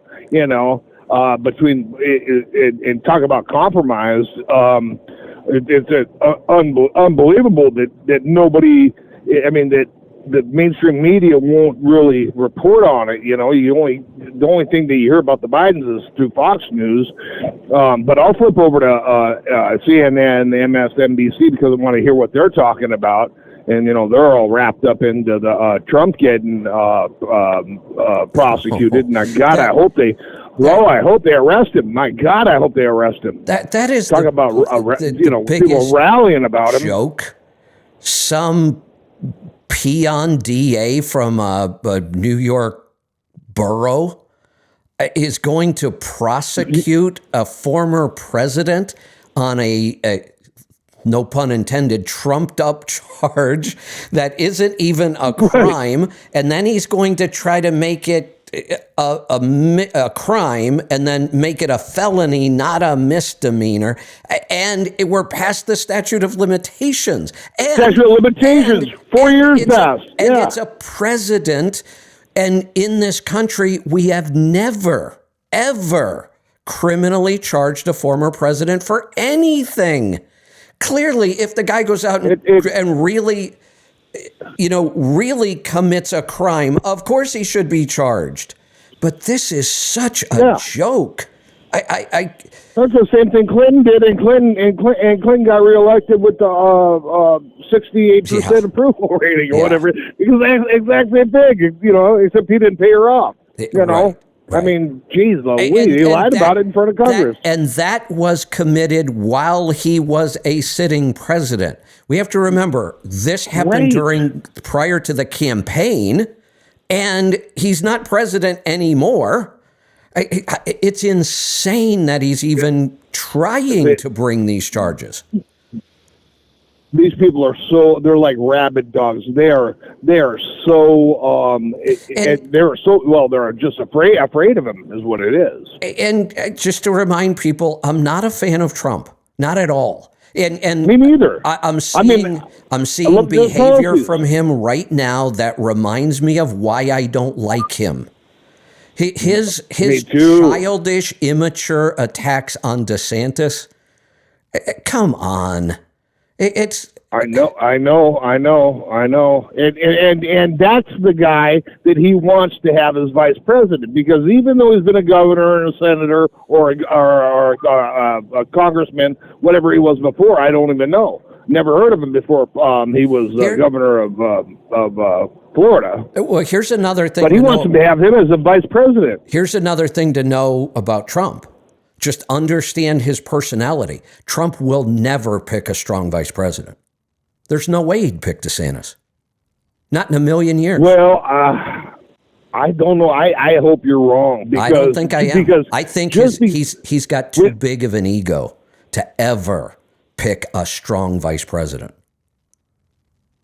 Well, he needs to pick him because when Trump got in office, they came after him, and then Trump didn't know the ropes. He knew the ropes, in business in New York, but this is a total different animal in Washington D.C. Pence is a very nice guy, solid human being, no doubt about it. He was not. I don't know about all that. He's just a nice guy. Right. You know what I mean? Right. But but that's the same guy that ends up. And I'm not saying he did this, but it's always the Bible banger that, oh my God, he's the greatest neighbor, greatest guy in the whole world. You know what I mean? And then before you know it, he's in playing with the little boys down the street. You know what I mean? That's possible. But even set all that aside, Pence was never going to set the world on fire with anything. And that's exactly what Trump wanted. Trump is not going. We look at all the possibilities. If we match Trump with DeSantis, people are drooling over it. What about Trump with Kristi Noem? Yeah, that'd be fantastic. What about, all these strong Republican governors we have right now, or Vivek Ramaswamy? Why wouldn't Trump pick him? Yes, that would be another good choice. Wildly impressive. Trump will never pick one of those. I hope I'm wrong. Well, but I'm not. Yeah. Well, if your theory is right, he'll pick Kamala Harris. No, he'll pick somebody solid, but boring. He'll pick another Pence, somebody we probably don't even know about yet, not even thinking about yet. They'll be solid. They won't have a lot of controversy behind them, but they will not be very impressive. Yeah, that's probably true. So back to the economy, though, I think this is going to be devastating, just devastating. My brother disagrees with me because he still thinks that there's nowhere else to put, foreign money is still trusts the dollar, even though our inflation's going up and whatnot. But I just think this next like the guy said earlier, they called until we get this administration out of here. This is going to get worse and worse. They haven't slowed down at all at spending money. No, and they're not slowing down on regulations that will crash our economy either. No. And then, so we're in for a real bumpy ride. Yes, we are. I can't see any way around that at this point. No, and one thought now, my brother does have a real big lobbyist there in Texas, and then he apparently just got, and I don't know how many people thought I was supposed to share this or not, but the Port of Brownsville there, they're going to dredge that and make it a deep water port. I don't know if that was because when COVID come around, all the ships that were sitting off the coast, and all that. And even Portland won't dredge there, so that's why all the ships go up to Seattle. So, and California being the way it is, I think you're talking about California having all electric trucks, and in the future, not that far. Like you say, it's really not that far away. What California will end up probably doing, or the smart people will end up doing. Who was the guy that you had at the last CMC, the Canadian guy that you could have with? I'm sorry, you broke up. Say that again. The Canadian guy that you had at the last CMC that you could have the one-on-ones with that had the trucking company Chuck up in Snow, the CEO of Chuck Snow. Traffics. Yeah. Yeah, Traffic, right. Yeah, what a great guy he was. Oh, yeah, and he is.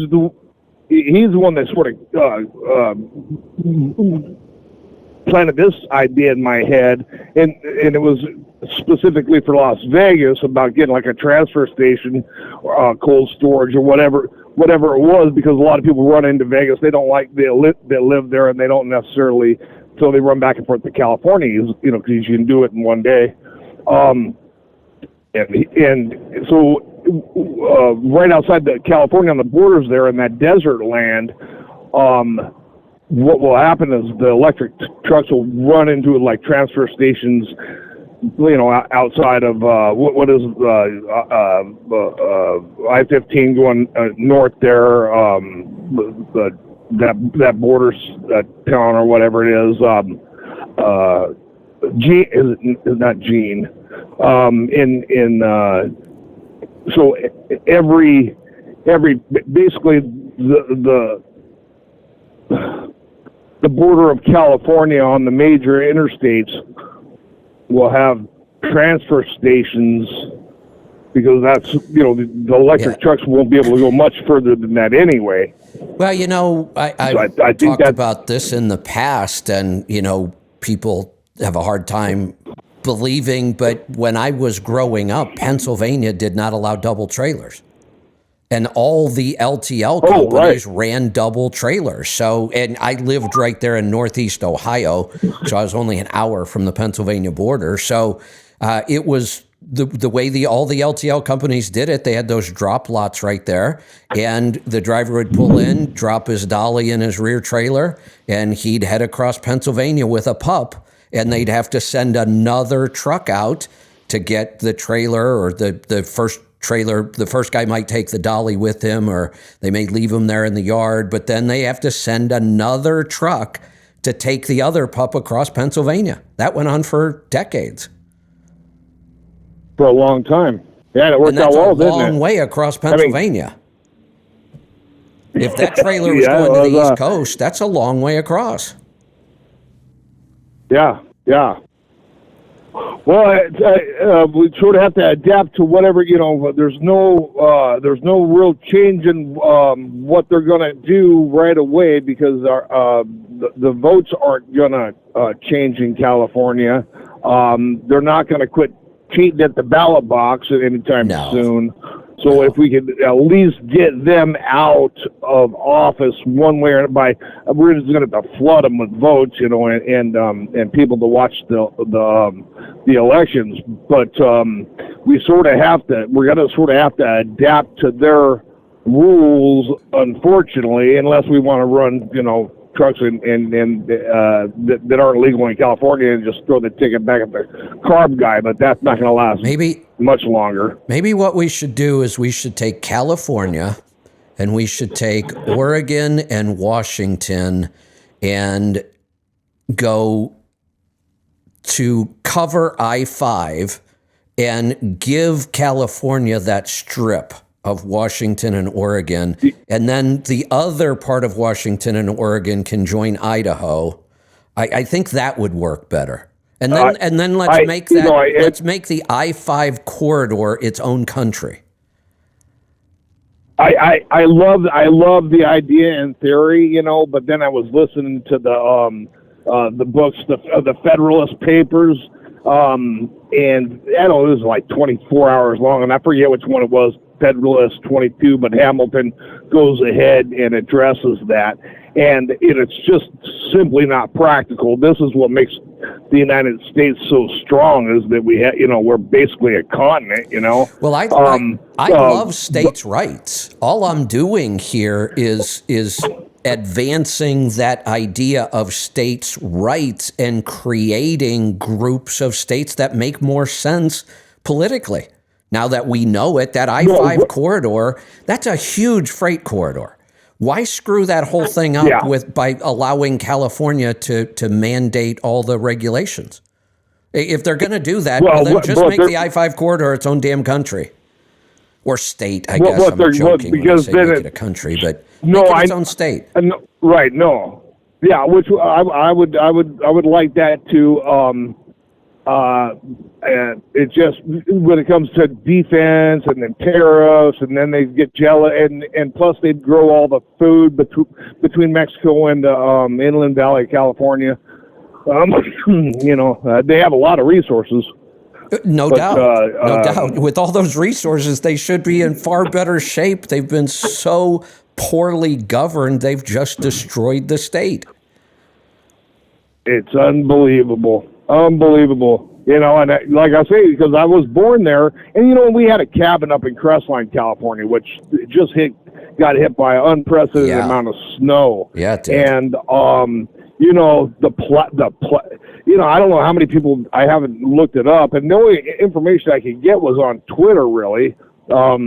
It wasn't a national story, but the last I heard, it was probably 10 days ago or so, they had 8 or 9 old people that had died in their homes, and guys were complaining that the snowplows, I think they were using the Front end loaders. Well, they didn't have chains for the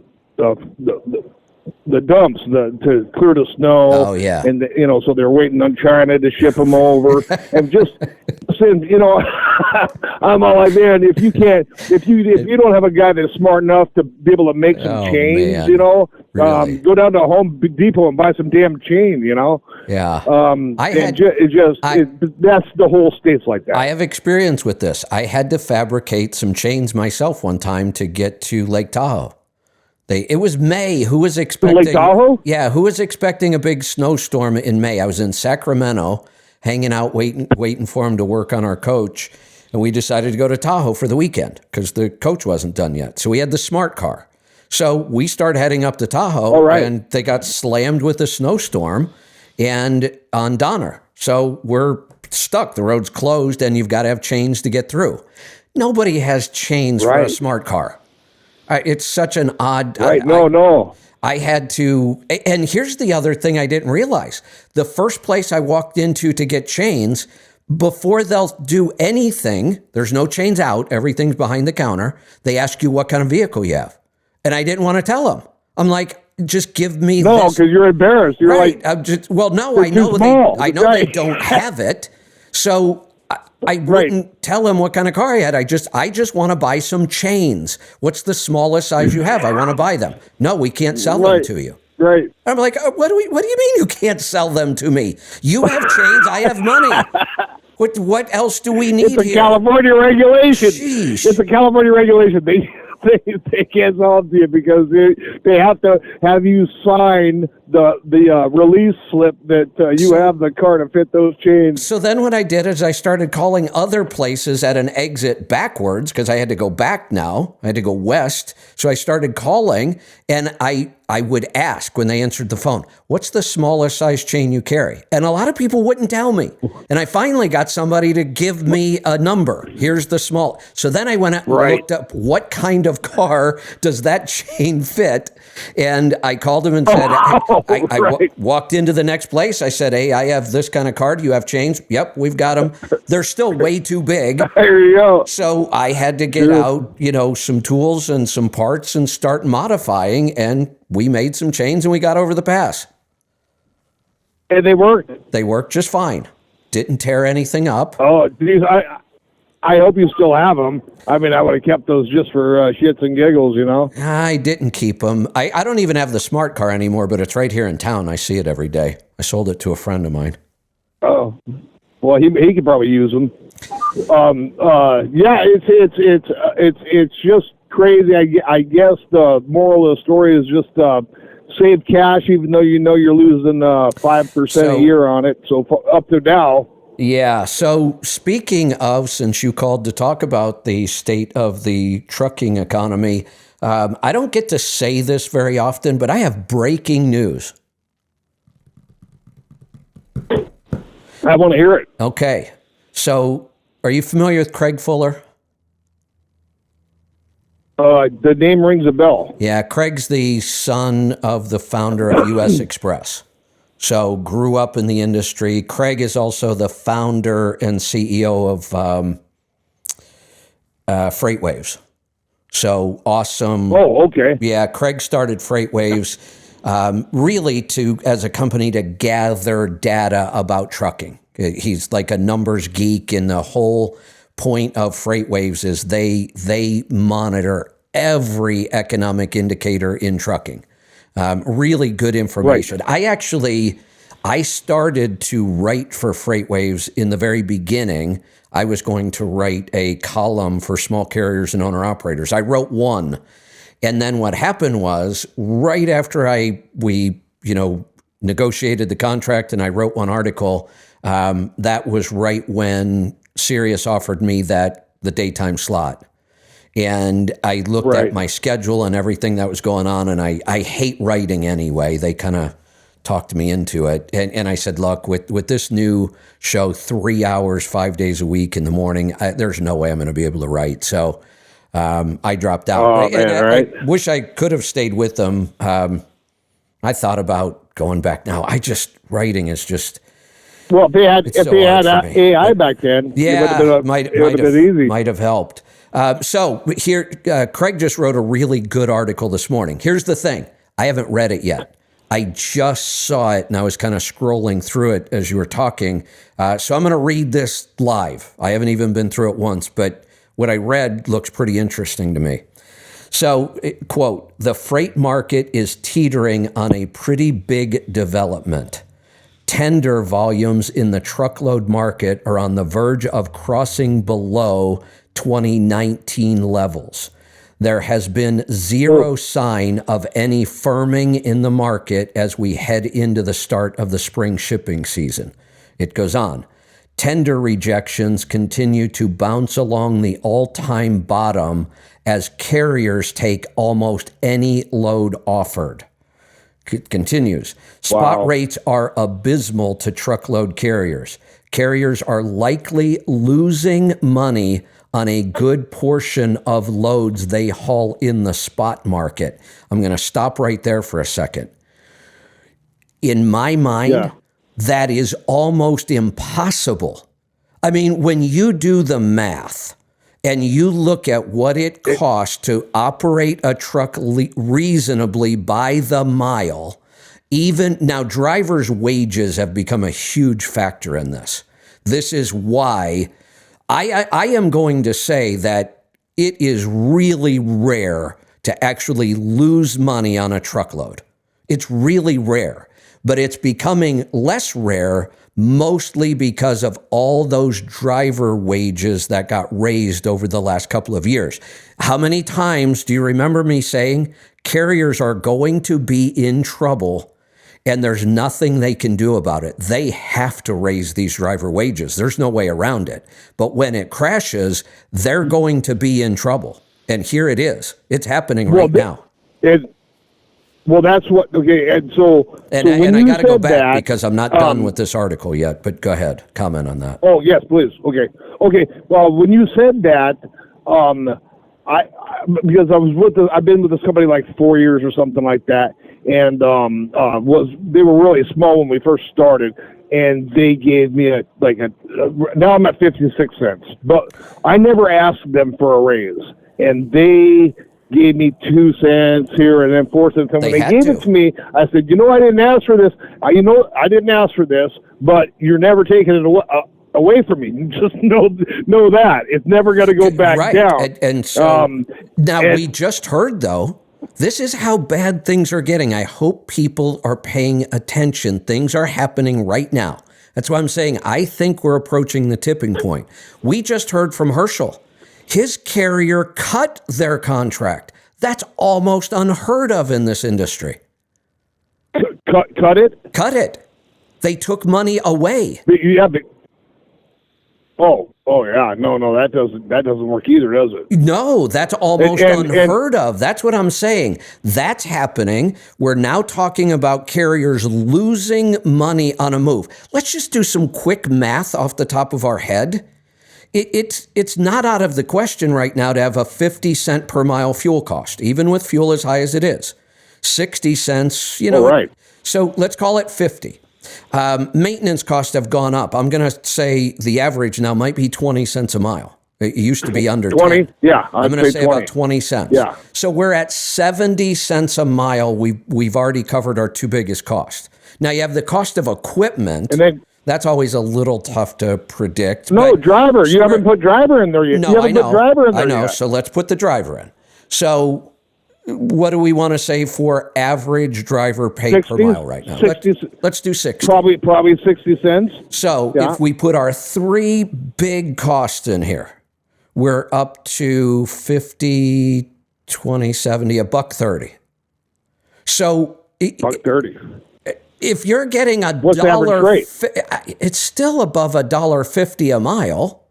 So if we get to the point that carriers are actually losing money on a move, that's bad. It's bad that we're even talking about it being a possibility. Let me continue because I don't know what's still coming. I haven't read this far in the article yet. Continue. Yeah, please. I have a couple things. And by the way, this isn't really an article. It's a Twitter post. It's a big long Twitter post. If anybody wants to go see it, he's got the charts and everything. Moving on. Quote, the spread between contract and spot is near all-time highs. Not a good thing for long-term pricing power. That's a really bad sign for us. Shippers are going to use this against truckload carriers in their bids this RFP season. Continuing, the trucking bloodbath that we predicted a year ago had a slow start, but is picking up steam. Trucking has been in a recession since last spring, but truckers had strong balance sheets from COVID. No longer. 544 trucks out of work. What? 200 trucking employees out of work 2 weeks ago. One of the worst freight recessions in my career. Wow. SVP with decades of experience says in the farewell video. Oh, that was written really weird there. Let's see what else. This continues. LTL provider with 46 trucks and 50 years of experience shutters the doors, closed the doors. AMST, some Michigan company. Mulder and Sons. Mulder and Sons out of Holland, Michigan. Let's see this continues. Wells Fargo seeks to force shuttered UFI into bankruptcy. That's United Furniture, another big carrier. 213 truck drivers out of work there. USPS trucking contractor, I think I reported on this one. Matheson files for bankruptcy. Vermont-based LTL carrier Land Air reportedly... What? When did I miss this one? Land Air? This was 2022? I don't remember Land Air going out of business. No, I could have swore I just saw their trucks not too long ago. The 54-year-old trucking company... Northeast Freightways doing business as Land Air had 135 drivers, 148 power units. They went out of business. I missed that one. I don't remember that one at all. Too. Here's another one. 115 truck carrier shutters. Illinois company filed for bankruptcy. That one, they claim it was a $10 million jury award that put them out of business. Livestock hauler with 87 drivers out of business. It goes on. It's a really good Twitter post, but that is none of that is good news. No, I want to read that. So, what is the average spot load? That's another thing too. Is that Brett Hutto? I haven't heard from him in a long time. Are you considering getting him back on? So Brett and I still talk. Brett and I are friends. We've been friends for a long time. Brent's in a tough position over there. The company was pretty well taken over by big tech. Still a great company. But Bill Gates was one of the investors in that buyout. Yeah. Well, at least he's high on the hog then. Yeah. So it's they're flush with money. So the interesting thing is we've been talking about lots of stuff, just like we have for years. I actually got a text from him. I have to respond to it today. Their chief marketing officer wanted to meet with me in Louisville, just to talk, nothing definite, just to talk and start the conversation again. I'm a little gun shy. I'll admit. I may cut a deal, but the deal's going to be heavily weighted in my favor if we're going to do it. Right. Well, that's good too. So what's the average spot rate? I'm gonna guess right now. For a while, I was pretty focused on this number and knew it. I've been busy on so many other things. I'm gonna say we're still in the $1.70 range. I think. That's why I have a hard time believing $1.70. Okay. That now, I guess if the average is in that range, $1.60, $1.70, you could start seeing a lot of loads at $1.20 or $1.30, and a carrier could lose money on those. Yeah, and I have a little word of advice, because when I came back to this company in January, I took some time off. 85% probably of my loads have been hazmat. Don't have, for the drivers listening, if you don't have your hazmat, it's easy enough to get, and I highly recommend it. Go get it. Good point. It's like having multiple trailers. Yeah. We are heading into a tough time. There's no doubt about it. I think we are reaching the tipping point. This article is kind of shocking to me, actually. But this is the guy that has his finger on all the numbers.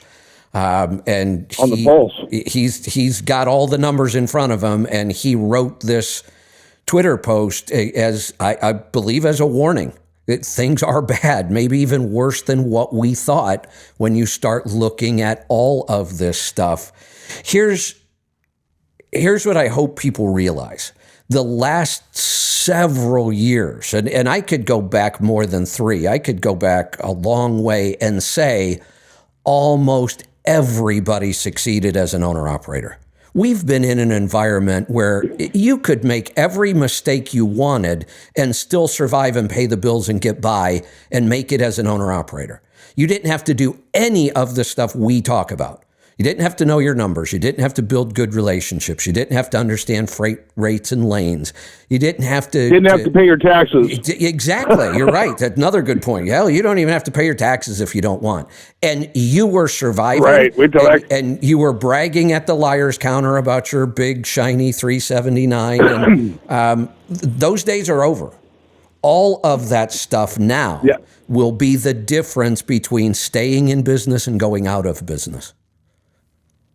That's 100% right. 100% right, because this isn't the tip of the iceberg, in my opinion. No, maybe I'm wrong, but the phrase, I don't see how I am. We're heading into an area where the phrase, if you can't run with the big dogs, you better just stay on the porch, applies.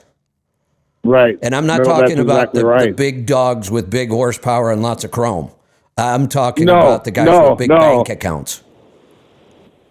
Yes. Big, huge bank accounts, because all that's going to do is strengthen the big, the Old Dominion and the LTLs. I mean, it's just going to make the big companies that much stronger. Well, think about it, because they can go ahead and afford to lose money. I'm just talking about Craig Fuller. Remember, he's associated with U.S. Express. They just got bought. $808 million worth by Knight Swift. Wow. I think that's the second. By Knight? I think it's the second biggest merger in trucking history. Wow. Wow, that's huge. Yeah, it's big. That's huge. So get ready for backward facing cameras and maximum speed limits. Yeah. Jeez Louise. I don't know. One other headline I want to throw out there just so I can get rid of it, because I'm not going to talk about it tomorrow, and by next week I'll forget about it. I like to monitor what's going on with electric and new technology and autonomous, as much as it freaks people out every time I talk about autonomous. We need to pay attention. Too simple. Here's an interesting statistic that I've talked about too. Too Simple trucks reach the 10 million mile mark. They have run their autonomous trucks on the road. Just Too Simple. Just one company now has 10 million miles worth of autonomous vehicle on the highway pulling freight. Are they the ones from Phoenix to LA? Yeah, or to California? The Chinese company. Yeah. This is a Chinese company, by the Oh, way. the Chinese company. Yeah, Oh, yeah. Of course it is. yeah. Yeah. So And- oh, well, now here's a geez. statistic I've talked about. 10 million miles. How many accidents do you think that truck had? It probably had zero. One chargeable accident. One. Chargeable accident. There is not a trucking company in the United States, I don't believe, that has ever reached that mark. Couldn't. And is that the one that had the blown tire? Let's think about that for a second. We've had trucks on the road for over 100 years, over a century. And this is the best we can do with safety where we are right now. With human beings driving the truck, Right. we've got 100 years experience to make it safer. And we haven't done a very good job. Here's a technology that's so new. People are saying, oh, that's never going to work. It's never going to happen. They're going to kill people. Here's a technology so new. This is like the first startup, the first company to reach 10 million miles, and they're already beating the safety records of humans. No, so I'm driving a 2023 Freightliner Cascadia, and it has all these stupid sensors on there. So if you drive through New Mexico, because they have all that road that they're fixing, so they put that black tar in the cracks, So this lane departure warning will go off for half of New Mexico. Reading those things, right, drives you nuts. And then and then it has the automatic braking in case. And we were talking the other day about driving on snow or ice with your cruise control on. Yeah. And so I've done it since I've gotten a truck, you know what I mean? Just don't be an idiot. And so there's a couple places though, like when I was in Texas, thank God it wasn't actually there, but I had the cruise control on. It read the shadow from the bridge, and just, thank God nobody's around me. It just slams the brakes on out of nowhere. What? Wham, and locks them up, I'm like, son of a bitch.